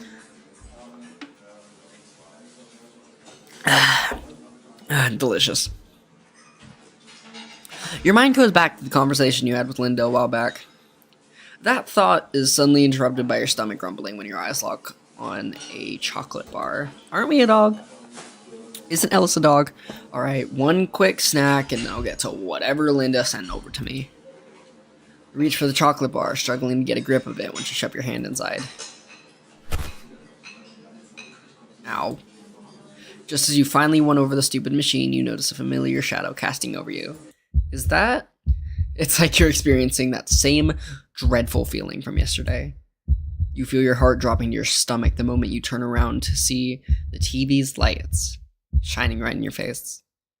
But before you could recover, you've met his hand being shoved into your own. Aero, was it? Mr. Puzzles exclaims rather loudly while shaking your hand. What a refresher to see a new face in my studio. His expression quickly switches as he notices your startled look. He composes himself with a cough. Where are my manners? My sincerest apologies for taking you off guard. I'm not usually this forward, but I always want to make sure my new employees are given a warm welcome. His screen lights up a bit, his color bar stretching into a grin as he notices your hold of the chocolate bar. I I suppose Linda has already shown you around the place. Yeah, that's right. Quite a place, I must say, but I'll wrap my head around things in no time. A light chuckle escapes your lip. A light chuckle escapes your lips as to lighten the conversation a little bit. You're trying to appear as casual as possible, but you feel your composure collapsing as his gaze seems to be piercing right through you. Don't you worry about that in the slightest. All talented folks around here will always be available to you, in case you find yourself on the wrong floor. It's not like I would appreciate having my employee wander the halls like a lost puppy. No. What's your favorite kind of chocolate? I like dark chocolate. I just like normal dark chocolate. Like, I don't really care. I just like normal dark chocolate. Is he aware of what happened to you the other day? Yeah. My dear, there's no reason to feel silly about such a situation. You will learn, just like everyone did here. Small steps, small steps. Now tell me, were you informed about your task for today? Linda mentioned something about about sending me later this day, if I recall. Later this day? There's absolutely no way you can postpone this. I explicitly told her to send over the instructions immediately. This place can't have things later this day. His antennas coil faintly in dissatisfaction. You can almost hear him huff despite not having a mouth. Was it through his vents? I guess I'll have to take matters into my own hands. There's a meeting happening in just a couple of hours where you will be introduced to our newest project. I will send over the file to you right away once I return to my office. He looks at the non-existent watch on his wrist as he fixes his tie. My, time goes by so fast. I must get on my schedule. Make yourself comfortable. If anything, don't be shy to ask around. And with that, he comically turns on his heels and makes his way out of the room. Well, that's certainly a shift in persona. Feels like you just talked to a completely different guy, but you shouldn't let that get to your head. He has high expectations of you, that's for sure. Better not disappoint him. You blink a few times, shaking off the nervousness that had your body frozen throughout that entire conversation. Better get back to your office, I guess. With the chocolate bar in your grasp, you move out of the canteen back to the writing department. Finding yourself back in the chair you had left a couple minutes ago, you gently free your tasty snack from the wrapper and boot up your laptop to check if Mr. Puzzle sent you the document yet. Hovering your cursor over the inbox folder, you click it. There it is. You keep munching on your pre-lunch snack while your eyes dart from left to right, reading the file. There goes the info about the meeting. You've already been introduced to that. Some more side info here and there. Since you're just a rookie, your main focus will be assisting in developing and researching. Nothing actual so far, but that's understandable. You'll get there eventually. You don't know why, but you feel a wash of excitement rush through you as you read over the email again. The abrupt realization that you're actually doing it. Your dream job. Suppressing your smile, you force yourself to focus. I can't help but imagine your works on the big screen, though they're only scripts and storyboards for now. Your hands fiddle with the keyboard before getting to work. Bye-bye, boring journalist work.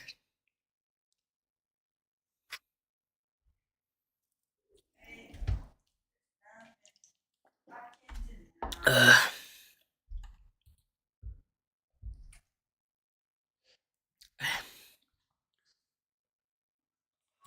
I'm gonna eat for a second. Let's run a little break again, I guess. Is it bad that my breaks are getting more timely? Not timely. Close to each other? Maybe. Maybe it's bad. But I gotta eat.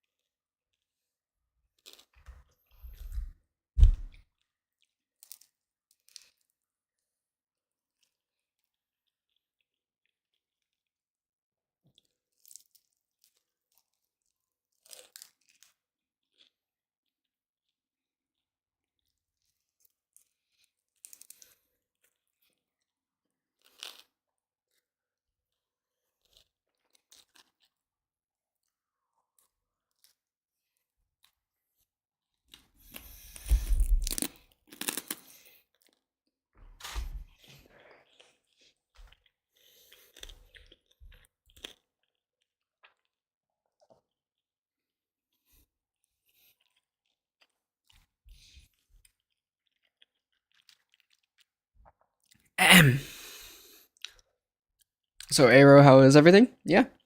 Everything's going pretty good. My book's been selling pretty good. It hasn't been selling, like, super amazing, but I wasn't really expecting it to sell super amazing. I got remonetized on YouTube, which is really cool. Really, really cool. I've been getting more working at my job, which is working at a kitchen, and it's fun. It's nice.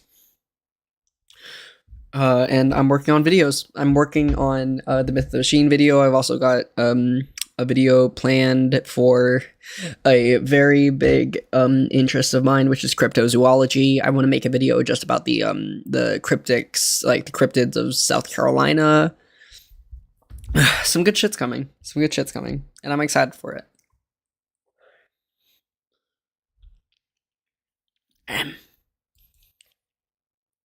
Let's get back to the program. I want to do a roll call. It usually says there's 5 people in the stream. It's been 5 for a good amount of time. Who is in here? I know Josh is in here. Who's in here? It's almost time for you to go. There isn't really a specified time for you to clock out, but there isn't anything left for you to do today. You managed to take notes on some of the important stuff from the pitching. I wrote some side ideas, mostly just quick concepts the director would be satisfied with. Met a few guys during the meeting, mostly just discussing production. But overall, it was okay. You tapped your pen along the lined paper on the table, wondering how many of your ideas would be streamlined. Your smile came back as you looked at your notes and the few doodles aligned with them. A few minutes later, zipping up your bag, patting down the filed papers with a relieved sigh, your phone suddenly buzzes, interrupting you from packing your stuff. It was Kiwi messaging you about dinner. Hey, should I order something or do you want me to cook? Dear God, everything but letting her step into the kitchen. Don't you dare make a single step into that kitchen. Order anything you want. I will be home in 20 minutes. With that, you hit send, sighing while putting your phone into your pocket. You make sure your little office is nice and clean before turning off the lights. Your shoes echo through the corridors, making it a bit awkward when the other rooms still seemed lively. You hit a button on the elevator, impatiently tapping your foot, waiting for it to arrive. Which makes you wonder what Linda's up to. You haven't seen her all day.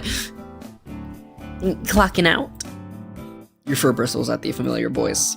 You emerge from the elevator. Can I stumble upon this guy in any other way other than pure accident? It's getting ridiculous. Oh my God. The CRT TV guy lets out a laugh, pressing his palm against the screen. I fun time. Though it's hard to tell if he's laughing at these abrupt encounters or at the wild state of your fur. My, that was quite a face. His voice breaks as he tries to compose himself. That was very unprofessional, excuse me. How was your first day? Great, meh. He wants more confidence, so I'm gonna say great. Okay, Arrow, sound confident. Professionality and good mood are the best way to make a good impression. It was inspiring. I got to meet a few new people on the production team. Can proudly say I'm slowly but surely learning the ropes.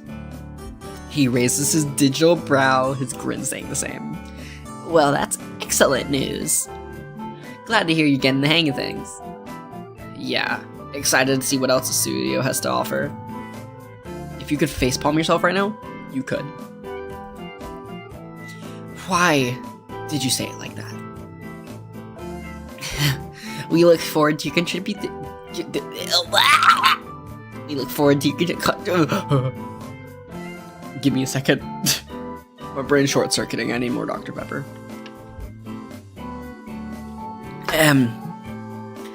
We look forward to your contribution, then. Keep up the good work. And with that, he walks past you, minding his own business. Well, that was awkward. Like any other interaction you had with him so far. You push the entrance door, letting the cold breeze fill your nostrils. Rather welcome feeling after spending your whole day in that building. You let out a big sigh, relaxing after realizing It's over for today. You let out a big... I just read that. You're still not really used to all this, but it'll settle over time. Now, what do you do for the rest of the day? Maybe you're writing to freshen your mind, or be lazy. No, you're gonna be writing again. There's still that little project of yours you want to work on in your free time. It's been a while since you focused on that. Now you're looking forward to whatever Kiwi ordered this time. You instinctively fix your phone and get on your way back, mentally cringing at yourself for stuttering in front of your boss. You stop in your tracks once your eyes land on the crumpled poster on the nearest public board. CCL Pictures, new blockbuster. You recognize that logo. I also recognize that one. That's the SMG4 hat, and that's Maggie's? Maggie? I think it's Maggie. Maggie's... Is that Maggie's hair? No, that's just Maggie. Yeah. CC Pictures. One of your favorite film and production studios. It's been a while since you watched their movies. A week later, damn. Okay, a week. It was an hour a day and then a week. Okay. Actually, I think it's just been like hours. It's been a whole week since you got the job at Puzzle Vision. Work has been piling up, that's for sure, but you don't mind. Linda has your back, and as much as her talking gets on your nerves sometimes, she has helped you settle in. There were moments where you felt particularly useless, but you're trying your best to lend a helping hand to the project. You're doing a great job. ... Who am I kidding? You're no help at all in this damn studio. They're doing their everything to fill you in. You still feel so out of loop. What if Puzzles feels disappointed in you? What if you end up failing in his eyes? What if he regrets giving you this opportunity? Aero? Oh, right. Completely forgot you were conversing with Linda. Jeez, dude. For a moment I thought you were falling asleep on me. You can't tell if she's really offended or if she's just being cheeky again. Knowing her, it's probably both. No, sorry, just tired. You'll get used to that, believe me. Have I told you about my first few months in this place? It was so exhausting. And you're lost in your thoughts again. Was it exhaustion? No, you weren't physically tired. Mentally, most likely. There's so much piling in your brain right now that's slowly killing your motivation for everything.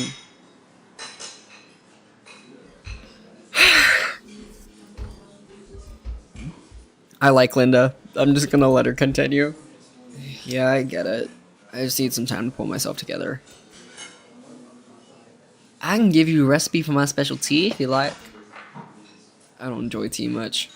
Trust me, you'll feel brand new after that. You appreciated her attempt at making you feel better. Thanks, Linda. I'll be fine with a cup of coffee. I'm gonna be here for the next, 5 hours anyway. It's just this once. Whatever you say. I'll be on my way now. We can chit-chat more about this tomorrow. Hit up the art department if you need anything. They are the ones staying here the longest, usually. And Barry. Who is Barry? Appreciate it.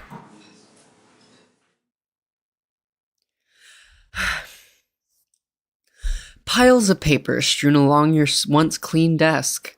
The first day commodities were gone at this point as you settled in. Kiwi. Coffee machine is broken from Linda. Coffee, breakfast, phone, keys. For grooming appointment, 16:30. A stack of used coffee cups line your desk, and even a few coffee rings stained with what was hopefully nothing important. You wince as you pick one up, and it was one of your pieces that was supposed to be stapled earlier. Damn it. Now you have to redo it. Multiple crumpled pieces line the overflowing trash can under your desk. You promptly throw them away. A clean slate is supposed to feel good anyhow, right? 11:35.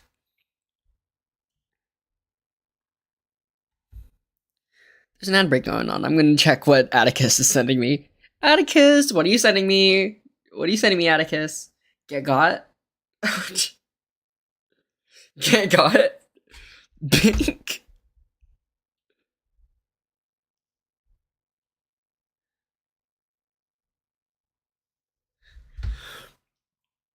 Alright. It was nearly midnight. Midnight. Will he perform when he has money right in front of him? You lost sense of time once you sank deep into those scripts. There were only a few people in the building, one of them being you.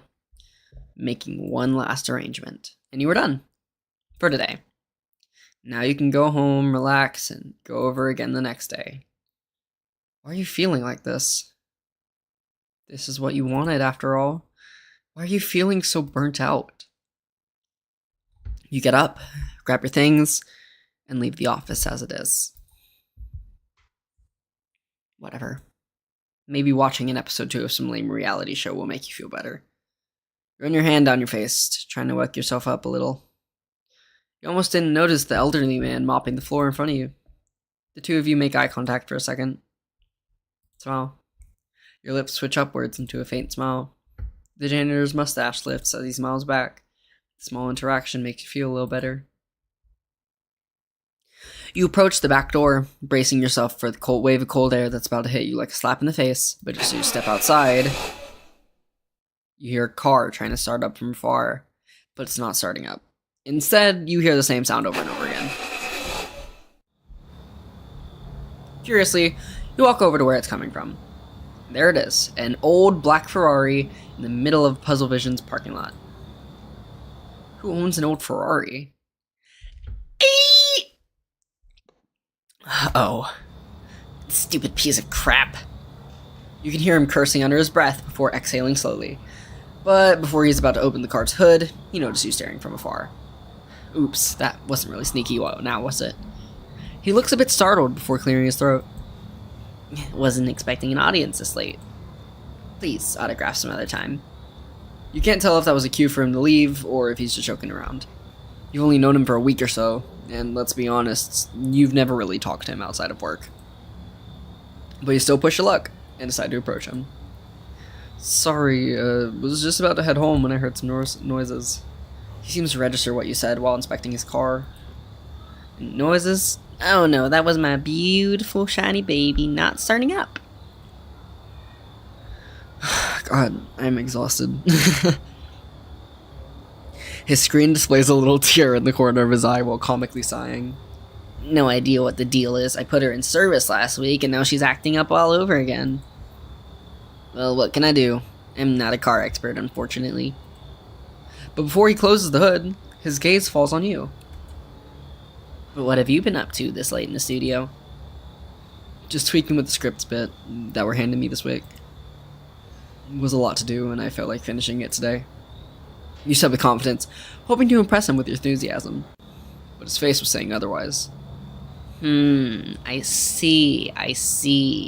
He ponders for a bit before looking back at his broken, shiny baby again. Oh, that wasn't the tone you hoped you would hear. You're definitely in this guy's comfort zone, and you're not blaming him. Looks like I have to call my mechanic again tomorrow. Golly, luck is not really on my side this week. You let him talk, nodding quietly. I was hoping I'd listen to some tunes on my way back, but oh well, fate had other plans for me tonight. And as he makes a few steps toward the street, he stops to look at you. Say, you're heading home on foot as well, Arrow? Yeah, it's only like a 20-minute walk.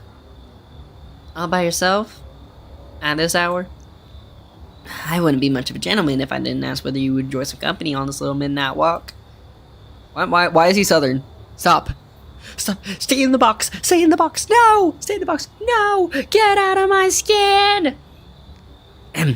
I'm glad that you're playing the game. I've been wanting to see gameplay of the game, but it didn't look for gameplay until now. Also, why haven't you been streaming? So the reason I haven't been streaming is a mixture of, like, I was getting ready for school, I was in school, I was trying to put more hours into work, and, get this, my monitor was, like, messing up a lot. I think it would, like, short It would short circuit, and like pretty much every 10 minutes when I was playing a game or just on my PC at all, my monitor would just turn off. It would just turn off, and I wouldn't be able to and the PC wouldn't turn off. It was just the monitor. And I would have to wait like another 5 minutes for the monitor to turn back on, and then 10 minutes later it would turn off. And I didn't want to stream like that because it would be very, very, very inconvenient. Now that's something you weren't expecting to hear.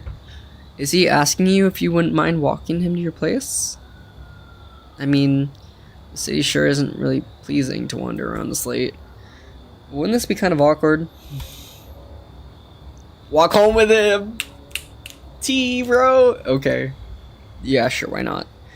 Yeah, I wouldn't mind actually. Puzzle's screen lights up a bit, his grin never leaving his face. I think your monitor is begging for a break. It gotta break! It needs to be back up and working, okay? It gotta break in the middle of peak Dead by Daylight season, by the way. I didn't get to play Lights Out because of this stupid thing. Lovely. Also, I got ads on my end of the stream. Yeah, I'm monetized again. So you're gonna get some ads, but I'm monetized again. I'm making money again. Yay. So here you are, walking next to your big TV boss man. Hands shoved in your pockets as you awkwardly stare at the shadows illuminated by the street lamps, which were the only light source in this pitch black evening. Damn. Aside from his glowing screen. Staring at the shadow makes you realize how tall this guy actually is. The sky is full of stars tonight. Makes you wonder if each one has its story to tell. Is he talking to himself or directly to you? Maybe you should say something to not make things more awkward. My, you sure do look tense. You okay? He tilts his head to the side, his digital eyes falling on you. You're not sure how to respond, so before you manage to utter a response, he starts talking again. Your ear flicks, showing your uncertainty as you feel minor goosebumps again. Is my presence that intimidating? Oh, that's adorable. A little chuckle escapes that metal head of his. His screen displayed that same smug look before quickly changing to a slightly panicked one. Am I making you uncomfortable by any chance?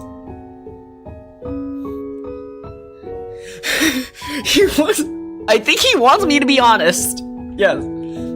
Kind of, yes. He clears his throat, making a bigger distance between the two of you. My sincere apologies. He turns his head to face the street again as you two continue walking. I don't think I heard about you before I applied for the position. These words come out of your mouth before you can stop yourself. He looks genuinely surprised for a split second. It seemed you piqued his interest with that comment. Oh, excuse my little old self for making assumptions. Interesting.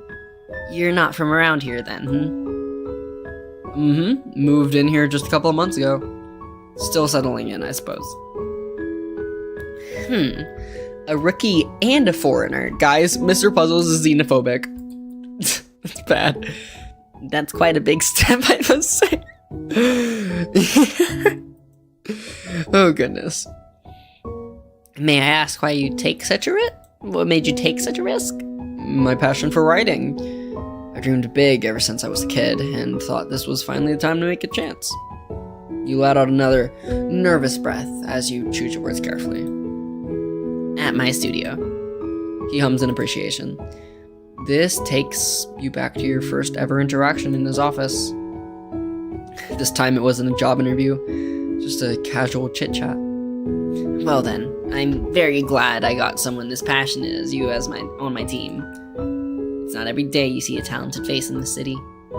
He gives you a warm smile. You weakly return the gesture.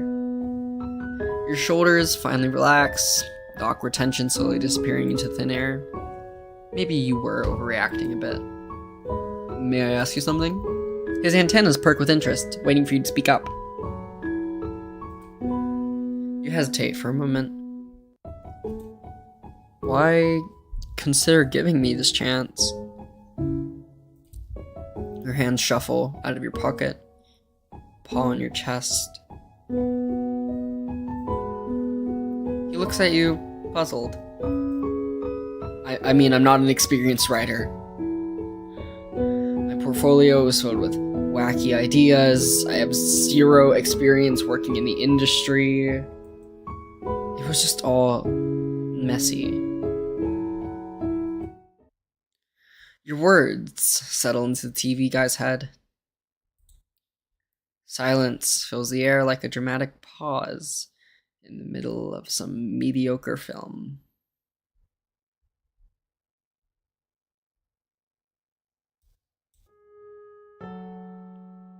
How else would you be able to develop and grow as a writer? I gave you an opportunity, not just because... He waves his hands around, declaring his point. I don't hire people based on their diplomas or past experiences. I know a self-driven person when I see one.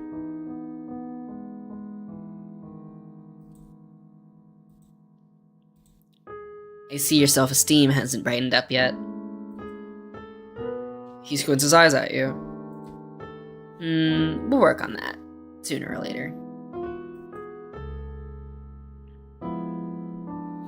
You must have noticed a slight uncertainty in your face, because the moment you return your gaze to the pavement, he says something that catches you off guard.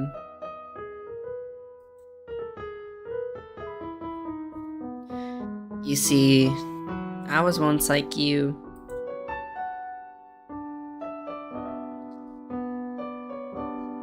Also, I did see the post about the FNAF and sister location gacha characters. I'm still curious about that, what was it? I think it was the video you were planning on making where you'd take moments from my Freak Circus stream. I'm curious what happened to that.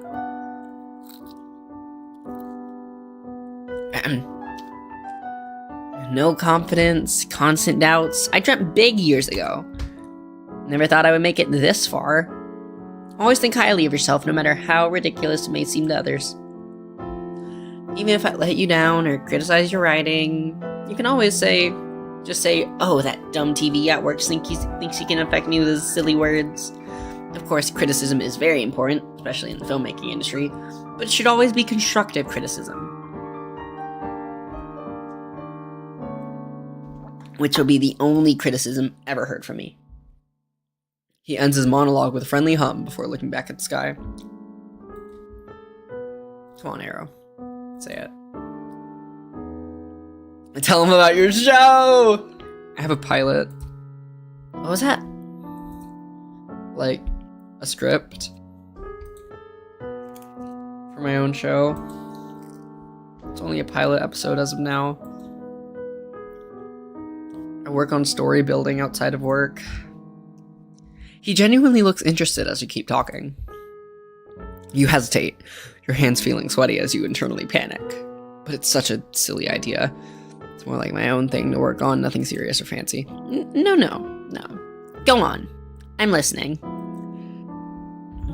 Oh, wait! Rabbit's Freak Show, I know that one. I know Rabbit's Freak Show. Shit, okay. It's called Rabbit's Freak Show. It's like a mix of comedy and psychological horror, which makes it a bit hard to write it, right? He blinks a few times, a little loading icon appearing in the corner of his screen. I don't recall seeing this in your portfolio. Oh, hi! Hello!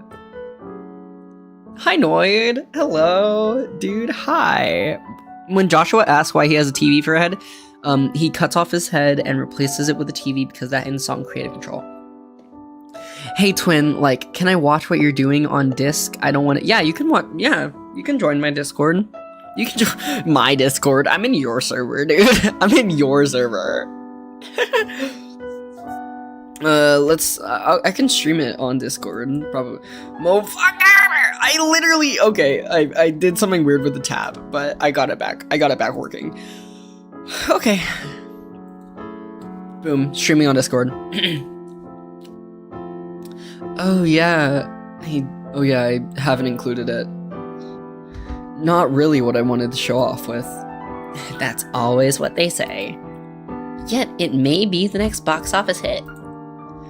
You let out a light chuckle to acknowledge his attempt at being sarcastic. Say, why don't you bring the script over to me tomorrow? I would love to take a look.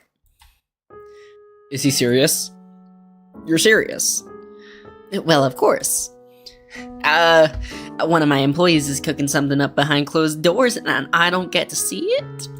Why is he country? Stop being country. Get out of my head! Stay out of the box! No! Get out of the box! No! Get out of my skin! What's up, Noid? Oh shit, why can't I hear you? Why can I not hear you? It's the weird thing. I'm turning your volume up as much as I can and I cannot hear a word from bro. I can't hear a word. Goodness. Noid, I can't hear you! Noid, I can't hear you! I can't hear you! Ah! I can't hear you. Can y'all hear Noid?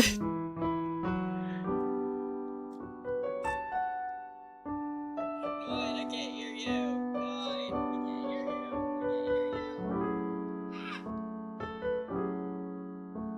Can y'all hear Noid? Okay, Noid. It's the weird thing. Yeah, I don't think I can hear y'all. I don't think I can hear you, dude. I can't hear you. Dang. Okay. Okay. He emphasized the second sentence with a playful, hurtful tone, his hand clutching his chest. I mean... disagree? As in, like... Wait, let's go back. One of my employees is cooking something up behind closed doors and I don't get to see it. He emphasized the second sentence. I mean, yeah, let's bring it in. Sure. You say with more excitement than you intended to. Puzzle's expression lights up. Like he hasn't been grinning the entire time you were walking home. That's when you noticed. All that talking went by so fast. You see yourself in front of the building. Ah, so this is your little place? You awkwardly nod. Well, now he knows you're a broke ass living in some tumble down apartment. Before you make your way to the entrance door, you turn to him. Thank you for the encouragement and for walking me home, I suppose. No need to thank me. I enjoyed our time together. I'll be waiting for that mysterious script of yours. And with a mischievous snicker, he walks away. Well, that just happened. Whatever this all meant, it definitely left a mark on you. I broke Disc. You broke Discord? Wow. How did you break the entirety of Discord? Seeing him being interested in your work has stroked your non-existent ego. You push the door open, your gaze falling to the dirty dishes in the kitchen. You were about to lose your goddamn mind until you saw Kiwi peeping in on you from the bathroom. Thought the work ate you on your way home. Where were you? It's the middle of the night. It was 11:35 when we left, and it's like a 20-minute walk, so it is the middle of the night. She said while walking into the back room. Backrooms? Backrooms? I'm a fucking architect. While walking out of the bathroom, her paws dirty with something you can't quite tell what it is. Got busy with stuff, but you better explain this utter mess in the kitchen to me right now. Got busy with stuff. Got busy with stuff is all you say after coming home hours late. Of course you forgot to text your roommate about lingering at work. That wouldn't be you. Okay, yeah, fair point.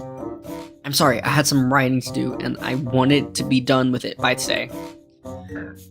While also dealing with that, I got lost in a little conversation with my boss as we walked home. So here goes my excuse why I was your boss. Walked you home. His car broke down. That boss. What's the matter? Well, I don't know. Weren't you scared shitless of that guy? That's one way to put it. Maybe I was overreacting about the whole getting fired if I let him down stuff. There you go. Told you it'd be fine with the guy. Though I still find it odd that he walked with you in the middle of the night. I know it sounds silly, but it was actually kind of nice. I wasn't much of a fan of walking home all by myself in this pitch black. Yeah, that's why walking with a guy you barely known for a week is a good idea. Yeah, that's why walking with a guy you barely known for a week is a good idea. Okay, now you're just trying to creep me out. She shrugs, giving you an innocent look. Now this topic is over, what's up with the kitchen? Since I'm such a nice roommate, I thought maybe making some dinner for us would make you think better of me. You're not buying your shit. And she figured. Okay, you didn't give me any instruction for today, so I wanted to cook something on my own. And the kitchen's current state as a result. Her eyes flicker to the stove, then back to you. A petty, awkward laugh is the only thing you can hear. Right. You're pretty drained out after the day, so once you took care of the food, you went straight to your room, calling it a day. Once you slip under the warm covers, nestle up, your head peeks out to fixate on the folder lying on top of your desk. As words linger in your mind. Say, why don't you pick up the script over? Why don't you bring the script over to me tomorrow? I would love to take a look. Fine. I'll show him.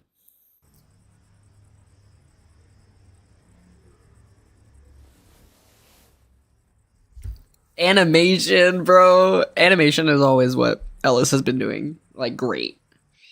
I always love all of Ellis's animations.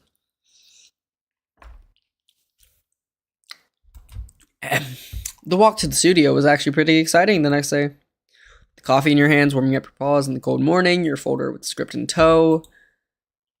You were in a good mood, concerning how worn out you are usually in the day. You're wondering if that little chit-chat with your boss was the reason. Maybe. The moment you step into the cozy building, you're met with a few people carrying a ladder. And next to them, a familiar face. Careful with the merchandise. Oh, Aero. You were sent from the above. Do you have a moment? You literally just got here, so you suppose you do. What's up? New supplies just arrived. She walks up to you, wheezing to catch her breath. I didn't think it would arrive today, let alone the entire order. I told the big P that there is no need to buy new costumes and props, and he still went on and bought their entire stock. Now there are like 4 vans waiting outside, and I'm supposed to be the one taking care of it because the rest of the team hasn't arrived yet. Help her. Help her out. You want to help in the hand? I'll buy you your full fat chocolate bar if you do.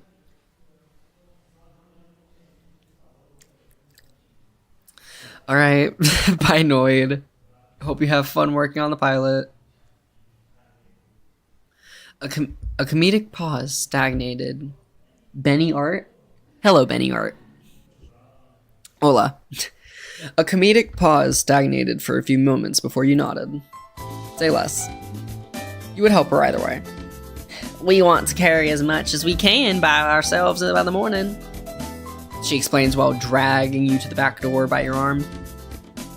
Don't mind the drivers, by the way. Super rude old farts? No. Super rude old farts. It's kind of weird how hard it is for me to do a southern accent when I'm literally from the South. Like, deep South. It's very odd.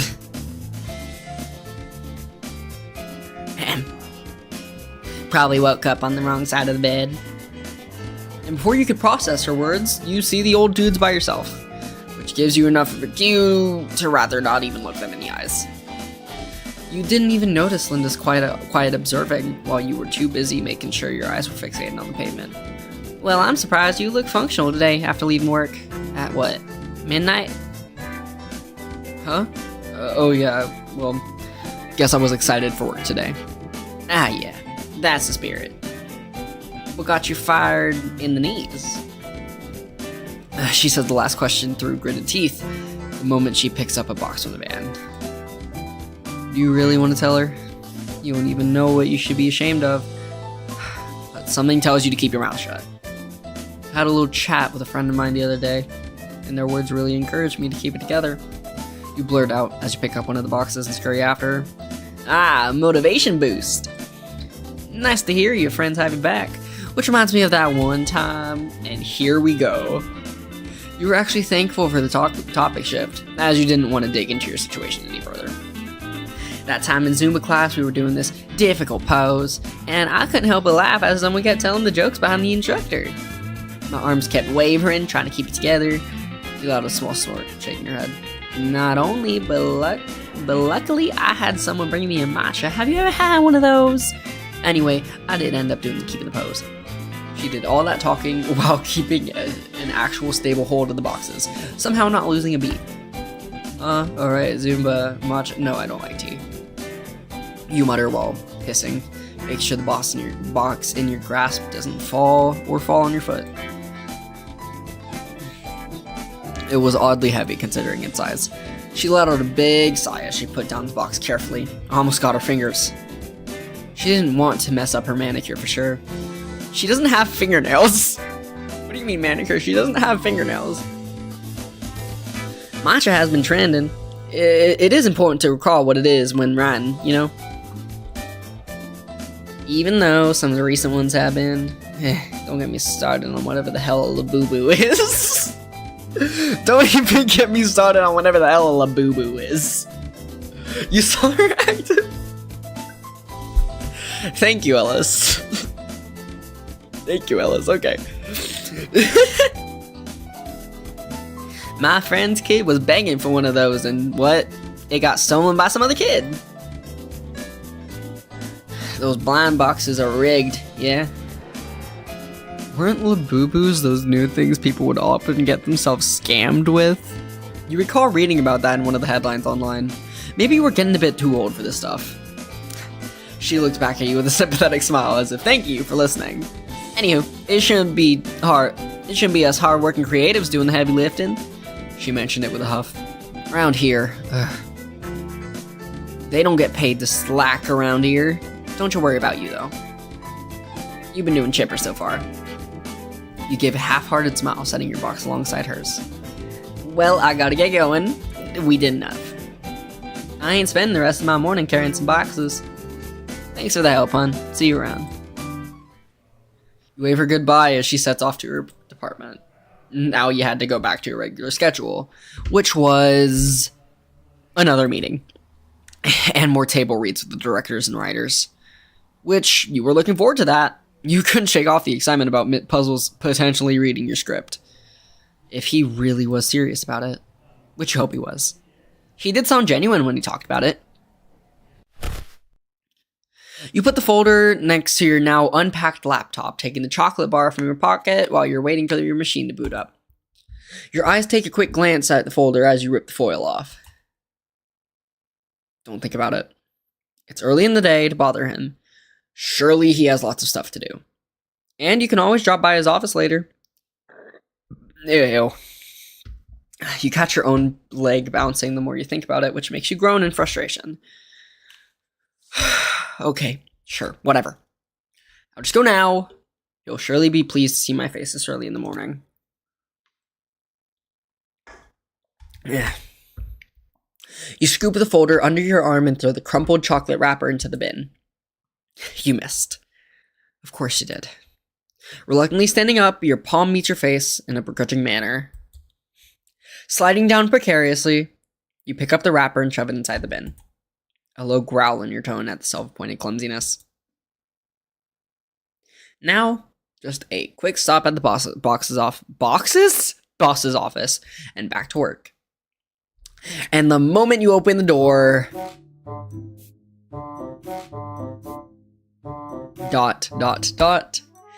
Yeah, no, don't even mention it. It is getting ridiculous. His screen brightens upon seeing you right in the doorframe. Ah, Aero. What a surprise! No, he's not Southern. He just has a high voice. Ah, Aero! What a surprise! No, that's Mickey Mouse. What am I doing? I was just about to visit and ask if you have your mysterious script with you. His cheery voice snaps you out of your shock. You did get scared, but you made sure it wasn't as obvious as last time. Yeah, I have it right here with me, actually. And the moment you reach for the folder on your arm, he snatches it right from your grasp. Wonderful. You wouldn't mind me reading it in my office now, would you? I'll come back to you as soon as I can, if my workload gives me a breather today. He says the last bit in a whispery voice, prolonging his words with a chuckle. Of course, I wouldn't mind that at all. Your hand gestured a waving forward motion, awkwardly. Excellent. And with your folder shoved under his suit, he disappears into the hallway. Your gaze lingers on him a bit longer before shutting the door and returning to your desk. Your stupid script with him now. No turning back. What's the worst that can happen? The fact that it's so bad he will give it back to you without saying a word? Have some faith in yourself, goodness. He didn't say those words yesterday for nothing. 410. 420!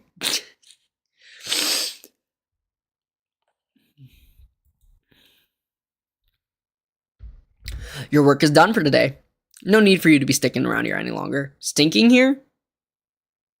Yesterday was enough for you, and you for sure don't want Kiwi to take care of the food again. Once you're packed, you leave the office and ponder for a bit in the middle of the hallway. He hasn't shown up since the morning. You wonder if he really is busy for today, or if he has simply forgotten.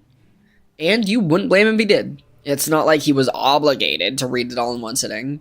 Your finger tapped against your sides as you thought about it, before fixing up your sleeves.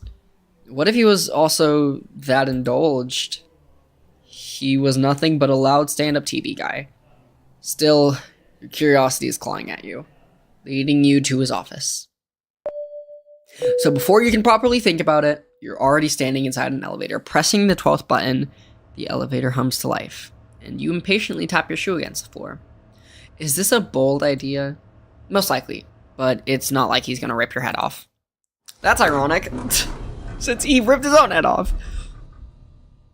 You step out and make your way right to the hallway. It feels like yesterday when you walked down the same hallway preparing yourself for the horrors.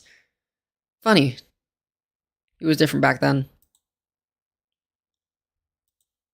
You weren't even sure how you would formulate your question. Hey, you read my script yet?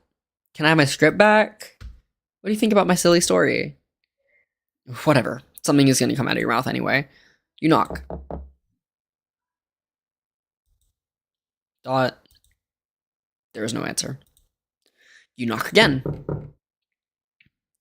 Is he going to do the thing again? Your paw grasps the knob. Now you're getting really bold. But to your surprise, the door is locked. Oh, he isn't even in his office. You shouldn't be surprised, since the exact same scenario happened on your first encounter as well. Instinctively, you turn your head around, scanning the hallway, but you see and hear nobody. Yeah, he's out for something important for sure. Better head out before he sees you potentially snooping around. Walking past the lobby, you wave to some familiar faces before pushing the entrance door. It was unusually nice outside, which you didn't mind in the slightest. With not so many plans for today, you can stop by for a snack and a nice warm cup of coffee at Karen's place. And maybe she will have time for some gossip. The thought made you chuckle. You began walking the familiar path to your favorite cafe, silently praying to yourself for fewer customers so she would have time for you. You're interested in what she will say once you tell her. What? Oh! Aero! You recognize that voice immediately. With a sharp turn of your head, your eyes search for the TV-headed man in the crowd. And there he was. Why is he here? Are you heading to the same cafe as me? A coincidence. He waves with a folder in his hands while giving you a warm smile. Is that the folder? I never knew you were getting coffee at the same place. There's that color-barred grin. Again. Life is full of surprises. I have your little script here with me. Thought I should return it to you. Oh, you read it through already? I have. Oh. You take the folder from his outstretched hand, sliding it carefully into your bag. I didn't think you would have time for it today, considering you must have been busy. Busy doesn't even begin to cover it. Work nearly devoured me. But I was really looking forward to this. He gestures towards your bag with his index finger before holding his hands together. And since I have a few minutes to spare, I'm grabbing a quick coffee to get some rest for my overheated processors. Say, would you like to chat about it? About your story, of course. Do you have time for that? I'm sure they'll be fine with their favorite boss around for a short while. He hums with a smirk on his face, his hand shoved in his pockets as he waits for your reaction. Yeah, actually, that'd be great. Well, let's not waste any time then. He walks past you, grabbing the door handle before opening the door wide. The cozy environment welcomes you with its arms wide open as you step inside. Note, I'm writing down the timeline to my AU. That's awesome. There wasn't even any queue, which didn't really matter when you changed plans at the last minute. Both of you walk up to the counter. Karen nowhere to be seen. Must be busy in the storage room. You said you come here often? Yeah, it's my favorite place to stop after work. Nothing can beat a nice cup of coffee after a tiring day at work. I do come here myself sometimes, but only exceptionally. Don't want too many eyes on me outside of the workplace. You know what I mean. Aero. I was waiting for you to stop by and...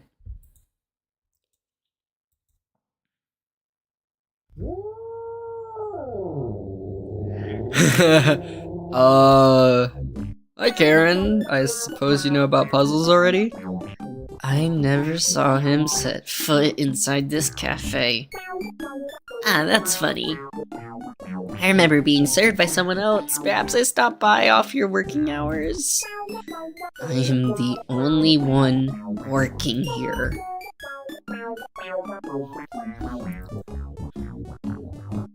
One doppio espresso, please. I'll have the usual. With a suspicious look on her face, she reluctantly turns around and gets to work. That was... weird. I would say so. She probably never caught me stopping by. Which is very weird. He ends his last word with a sheepish chuckle, his tone betraying a hint of embarrassment. Ugh, that's the last of my Dr. Pepper. Wow, that's horrible. Oh man, I don't have any Dr. Pepper left. This is bullshit. He seemed really nervous all of a sudden. Or at least, it looked like nervous to you. Here's your order. Oh goddamn. Oh my god, never mention that ever again. Actually, let's do a redo of that. Here's your order. Your furry friend places both cups on the counter right in front of you. But before she lets go of Puzzle's cup, her eyes give him that is not a slight glare. That is not a slight glare. That is, I want to kill you, like, eyes. He just gives off a weak smile. Thank you. You're not going to question it. Do you want to take a seat by the window? It's my favorite spot. I don't see why not. Both of you sit across from each other, the hot coffee burning in your hand. Your face relaxes the moment you put the cup on the wooden desk. Oh my god, I know it sounds like I'm smiling. I am definitely smiling because this is very cool for me as somebody who's like watched a bunch of Ellis's animatics. This is straight out of it. It's amazing. Why does she want to kill puzzles? I actually don't know. I know why she'd want to kill weapons, and I believe puzzles and weapons in the SMG4 universe, they're commonly shipped together. But in Ellis's universe, she kind of ships them, but she mostly ships herself and puzzles. I guess they're business partners. Your eyes catch how his fingers fidget with the cup's lid. He composes himself in the moment he feels your gaze on him. He composes himself the moment he feels your gaze on him. So, your script. Mm-hmm. You take a slight sip of your coffee, the warm liquid satisfying your throat. I'm honestly kind of nervous about your thoughts on it. Oh? Why is that? I don't know. I don't really know what to expect from you. Your words clearly amused him, judging by his expression. It almost looks like he's trying to hold back a snicker. Does it look like I came to see you just to reprimand you? Don't be silly. No, as I said before, I was thrilled to talk to you the second I finished reading your little story. It has so much personality, really. I'm almost disappointed to hear you hid this from me. His voice turns wounded, as if he's trying to make you feel sorry for him. You crack off a weak smile. For how long have you been working on this project of yours? Might have been a good 2 years. I'm honestly not really sure. As I said, I work on this occasionally when I'm free. You rub your shoulder, dreading his reaction for the worst. Watching his digits circle the coffee is not helping your nerves. What a shame. I really like where this is going. And the way you keep it suspenseful when it comes to that rabbit's dialogue. My head had a hard time imagining what it was he really wanted. Oh, yeah, I try my best to keep it mysterious when it comes to his intentions. He's far more mysterious than the other characters realize. I like keeping the audience guessing about what he has up his sleeve. For my role as the audience, I can assure you succeeded with that detail. His gloved hands leave the cup's lid as he takes a sip of coffee. No, don't ask him now. At least not now. I hope the cop characters get more development, though. Those two pathetic guys? Give them some credit. Their dynamic works well. I wish to see them hanging outside the circus. That actually is a good idea. I was lacking filler scenes anyway. You said this more to yourself, but he seemed to register your words. Does this earn me a spot in the credits? You couldn't help but chuckle at his remark. Don't be ridiculous, Arrow. She's just making a pun. You glance down at the remaining coffee in your cup, pondering. I'm really glad you like it. The script, I mean, and the story in general. It's the least I could do. It's a funny, wacky idea. He rolled his wrist as emphasis. More like self-indulgent. Self-indulgence doesn't mean bad. I like writers who aren't afraid to express themselves in their works. And this project seems very important to you. It's admirable. Root beer in need, root beer on pizza? No. Let's get to why I wanted to talk to you in the first place. Is this not what you wanted to chat about? Well, there is something else I want to go over with, which is surely more important to you than my constant talking. I'm listening. Arrow, your project really piqued my interest. I'm sure you've already noticed. And I'm curious about your point of view, whether you would be interested in making it into reality. You swear you just felt your heart drop to your stomach. Did you hear him right? I'm sorry? It's as simple as it sounds. Do you want me to make it into a show? Oh, he's just observing your reaction. No way he's being serious here. Play it cool. Except, of course, I would be honored. Splendid! That settles it then. He gets up, adjusting his tie and smoothing out his suit. What? Wait, you were serious? He looks up at you with a baffled expression. Did I come off ironic? Oh, no, just... Well, then I see no problem. He says before placing the money on the counter. Finish the script and bring it to me. I want to be updated on every step of the progress. And those were his last words before he made his way to the exit. Did he really just drop this bomb on you and leave? I gotta let him go. He's a busy guy, is the thing. He's busy. He's busy, he's working, he doesn't have time for me.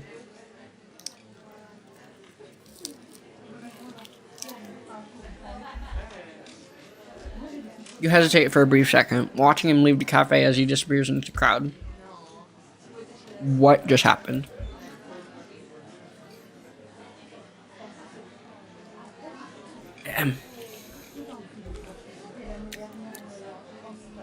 You feel your fur rising as your eyes linger on the cup he threw out.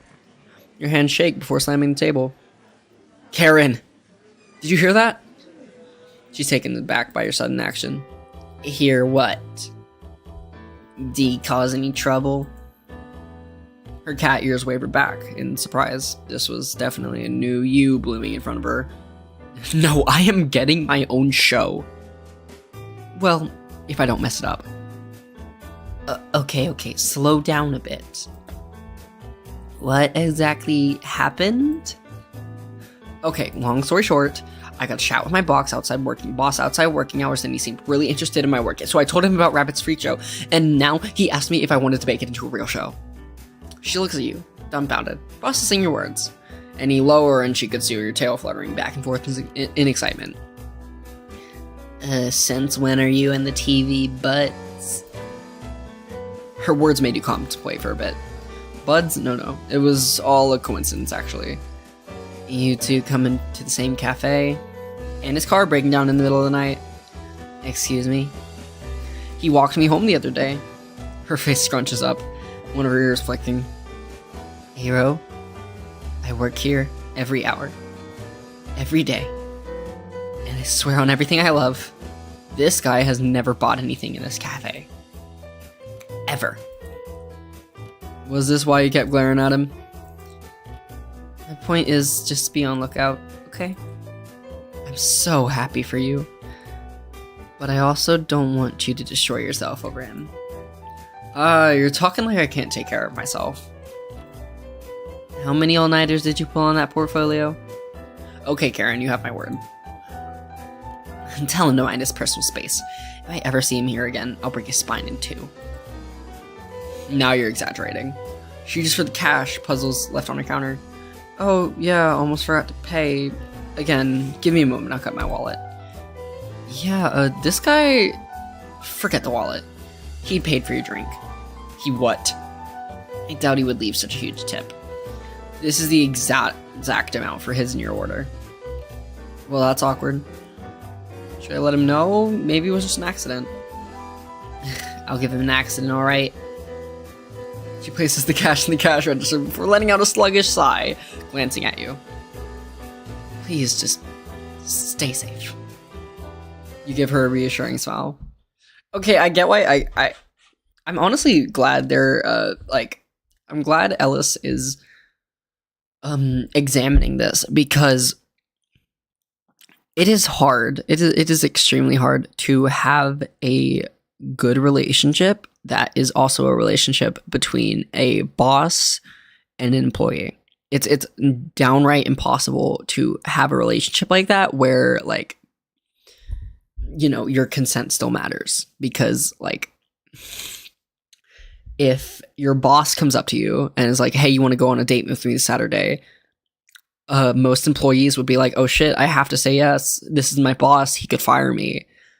Which is why it's like a gray area. It's a little bit gray. It's why I don't usually read boss employee stuff. I'm glad that's being addressed here, and that's really cool. Okay. Hiro Matose, if your character was in this game, how would he act? I feel like he would be like music department or art department. It would be sick to have Vinny in this game. Dude, it would be sick. I need to commission Ellis, because Ellis does commissions, I think. I need to commit... if Ellis does commissions, I need to commission Ellis to draw Vinny. Just, like, do a little sketch of Vinny. I will hang it up on my poster. I will hang it up on my fridge with a magnet. I swear. What is she so concerned about? Hey, plus, we're both asexual. Ellis, we're both asexual. Come on. Let a brother... that's horrible to say. That's pretentious to say. Maybe it was quite surprising that he's been friendly all of a sudden, but maybe your work really caught his eye.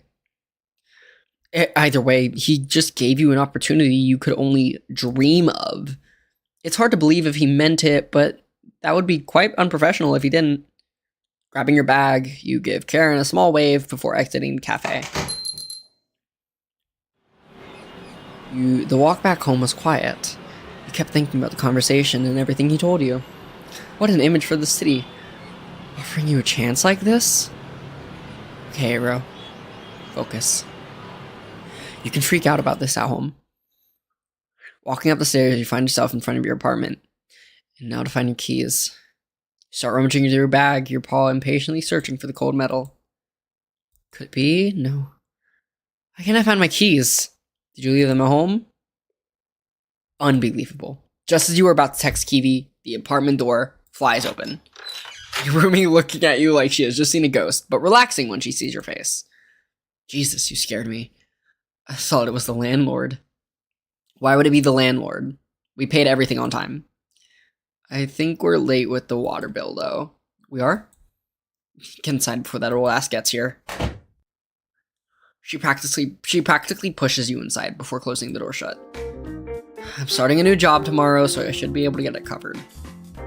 What is it this time, food courier? Actually, I got a gig on that theater on the other side of town, selling tickets and stuff. Pretty cool, right? Now our jobs are kind of related. Isn't that funny? As long as it pays for your needs, sure. You brush her off, your attention immediately going to the script you securely have in your bag. You give it a swift pat, a small sigh of relief.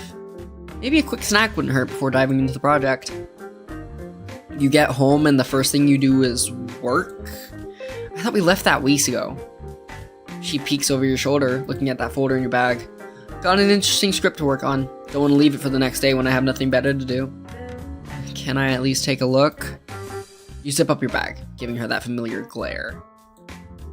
Nope. Yeah, I don't enjoy Boss X Worker. It reminds me of too much of YNX CEO. Goodness. Okay. NDA. Boring. Don't be such a narc, Arrow. They drag the sentence dramatically, sounding like a nuisance. The nuisance whom you tolerate enough to live with you. You definitely do not want to tell her. You shouldn't. Not when things aren't even official yet. I thought being your roomie would give you some privileges. So you'd want me to have the privilege of living like you. Getting fired after a week. Not happening. You gave her that signature deadpan look. Are you sure? I'm letting you know you're in slapping distance. You were half joking and she knew it. They backed off, begrudgingly to your annoyance. Like a sibling who didn't get attention. You turn around once you're sure she's done with her shenanigans, your focus shifting to the fridge. Rummaging through in hopes of finding anything consumable that isn't Kiwi's pinnacle of gastronomy, there was little to no surprise when you realized your fridge was basically empty. Aside from a jar of pickles. You hate pickles. You shut the fridge door with a groan, making your way to your room with the bag in your hands. Not up for my special delicacy? I would rather eat dirt, to be honest. Do you want me to order anything? No way in hell are you gonna shut yourself in your room without eating again. I honestly don't really mind. I'm ordering pizza. You don't argue back. You were craving pizza after all. Shutting the door behind you, the bag lands on your bed. You pace around the room for a little bit, your brain still processing what kind of opportunity was just given to you. No time to waste. You unzip your bag and reach for the folder. Something slipped out of the folder once you picked it up. What is that? Aww! You stare at that piece for a good minute. Is that his number? The realization hits you like a thunderbolt. Is it because he wants to be in touch with the updates on the project, of course? Excitement flows through your body like crazy and you catch yourself grinning like an idiot. You pick up the paper and open your phone.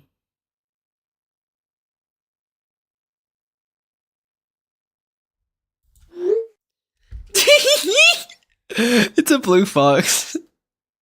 What an idiot. Oh my god. Did I ever tell you that I got one of my OC turned into a plush doll? I actually, you haven't told me. Hello? I found your number in my bag. Good to see my little trick worked. I was wondering how it got there. Shrug. You could have just asked me, you know. This makes it more mysterious, doesn't it? Anyway, shoot me a message if you need any help. I will try to respond as soon as I can. Right. Thank you for this. Smiling emoji. They're adorable. They're adorable. Oh, that's a lot of time. Oh, that's a lot of time. Months later. Months later. Okay.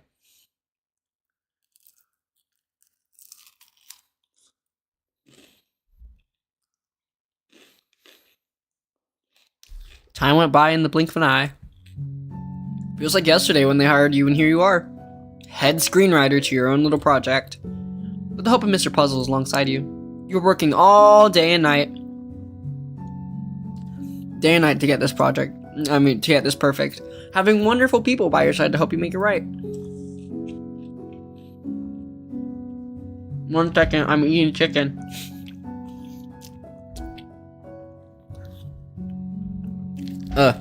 Budget wasn't big, obviously, but it was being made.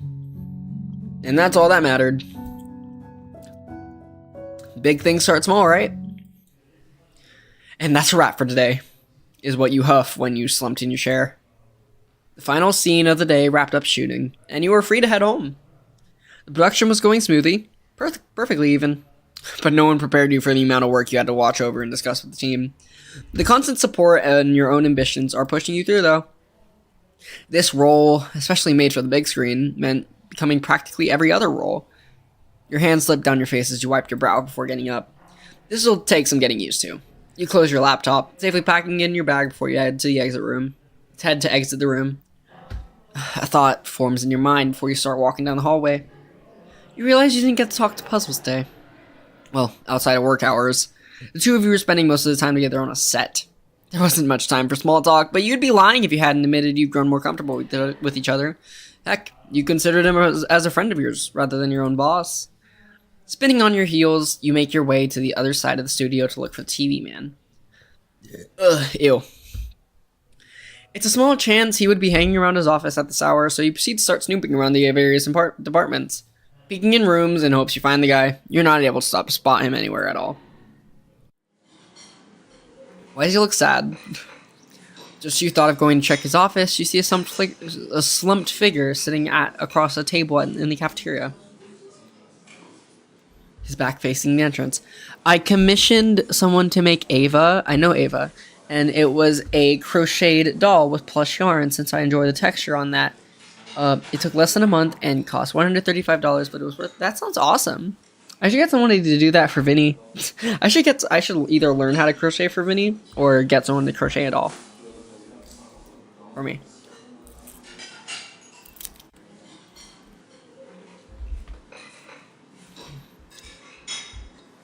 You tilt your head to the side, squinting to see what he's up to. But he seems to just be sitting there, doing nothing. You take small steps forward, afraid of catching him off guard. Which you thought about doing at first, but you decided not to push it. You clear your throat. His body immediately tenses up, TV jerking to your side.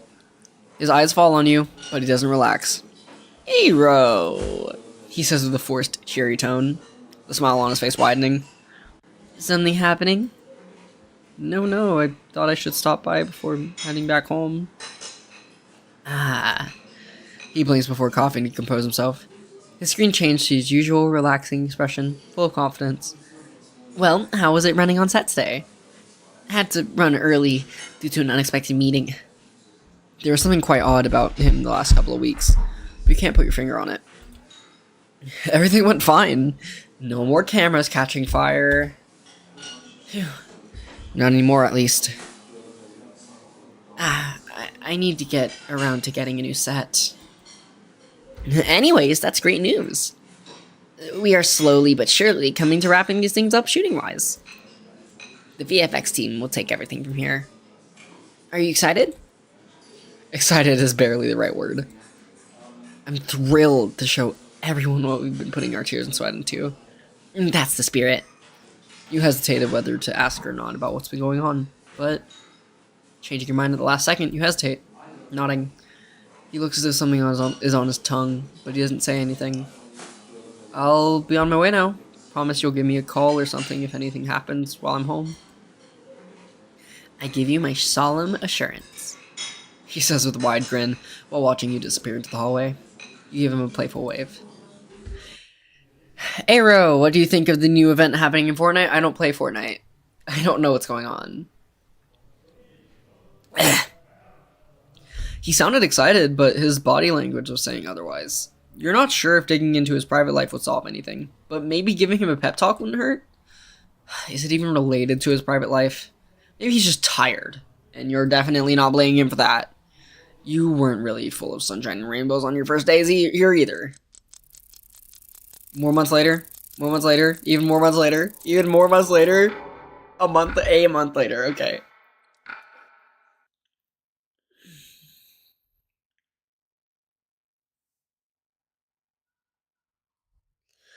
Today's the day.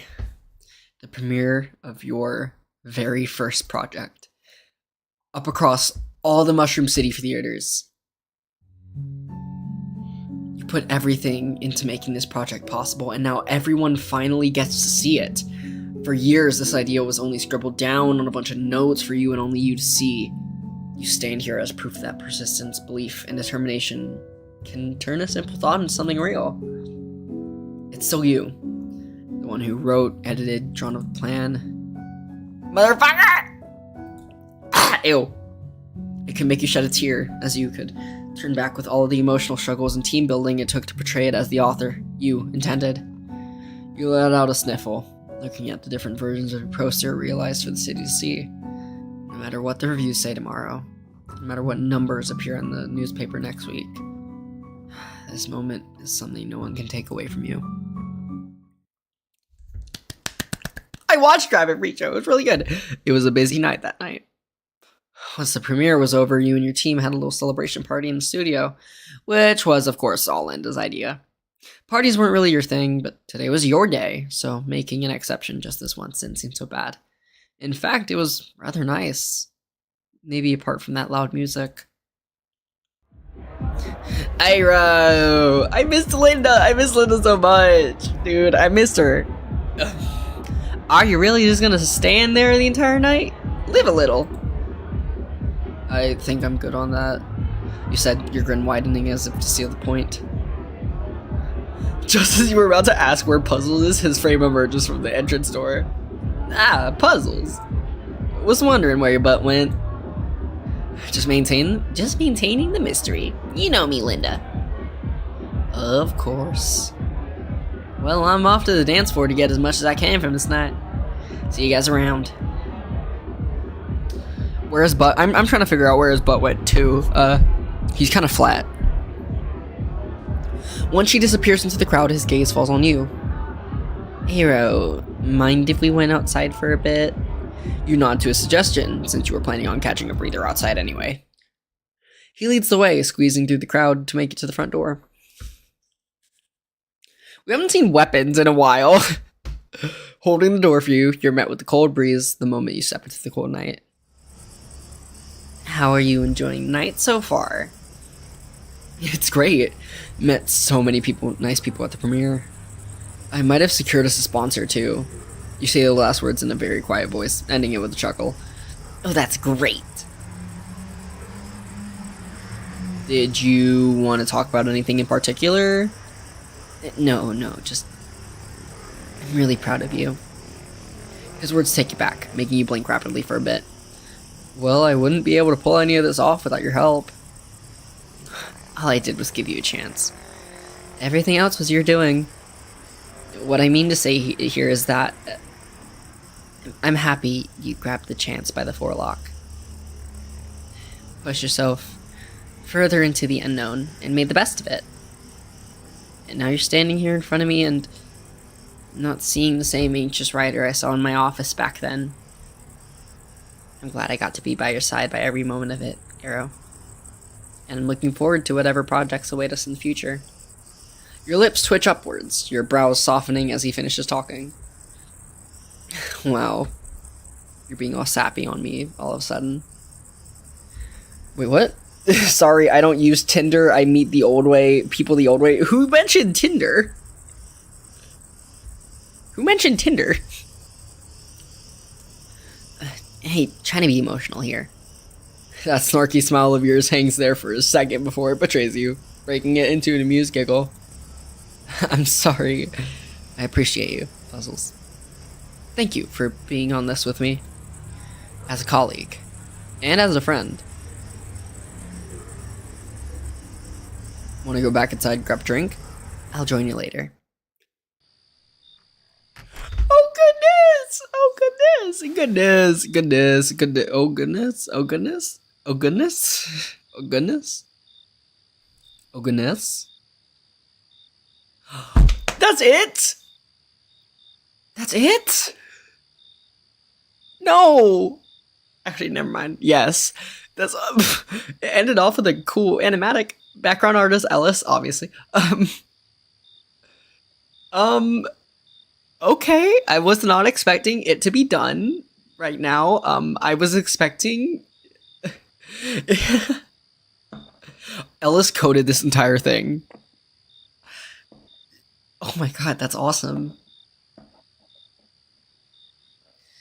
This is not wow.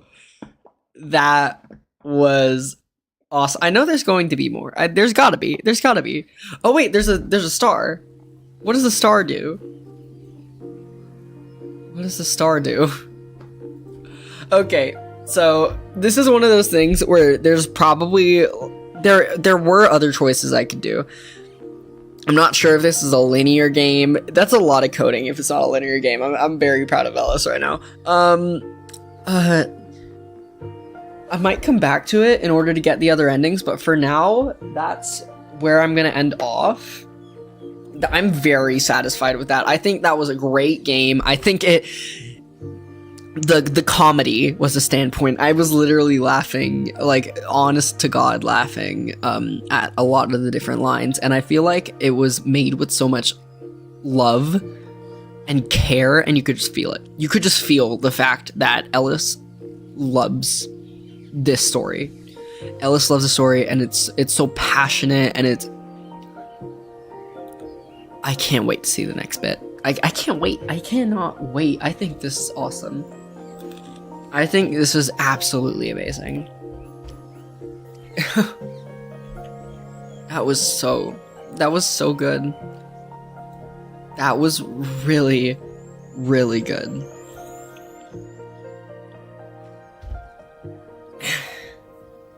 Blast, I just missed the stream. There's gonna be another one.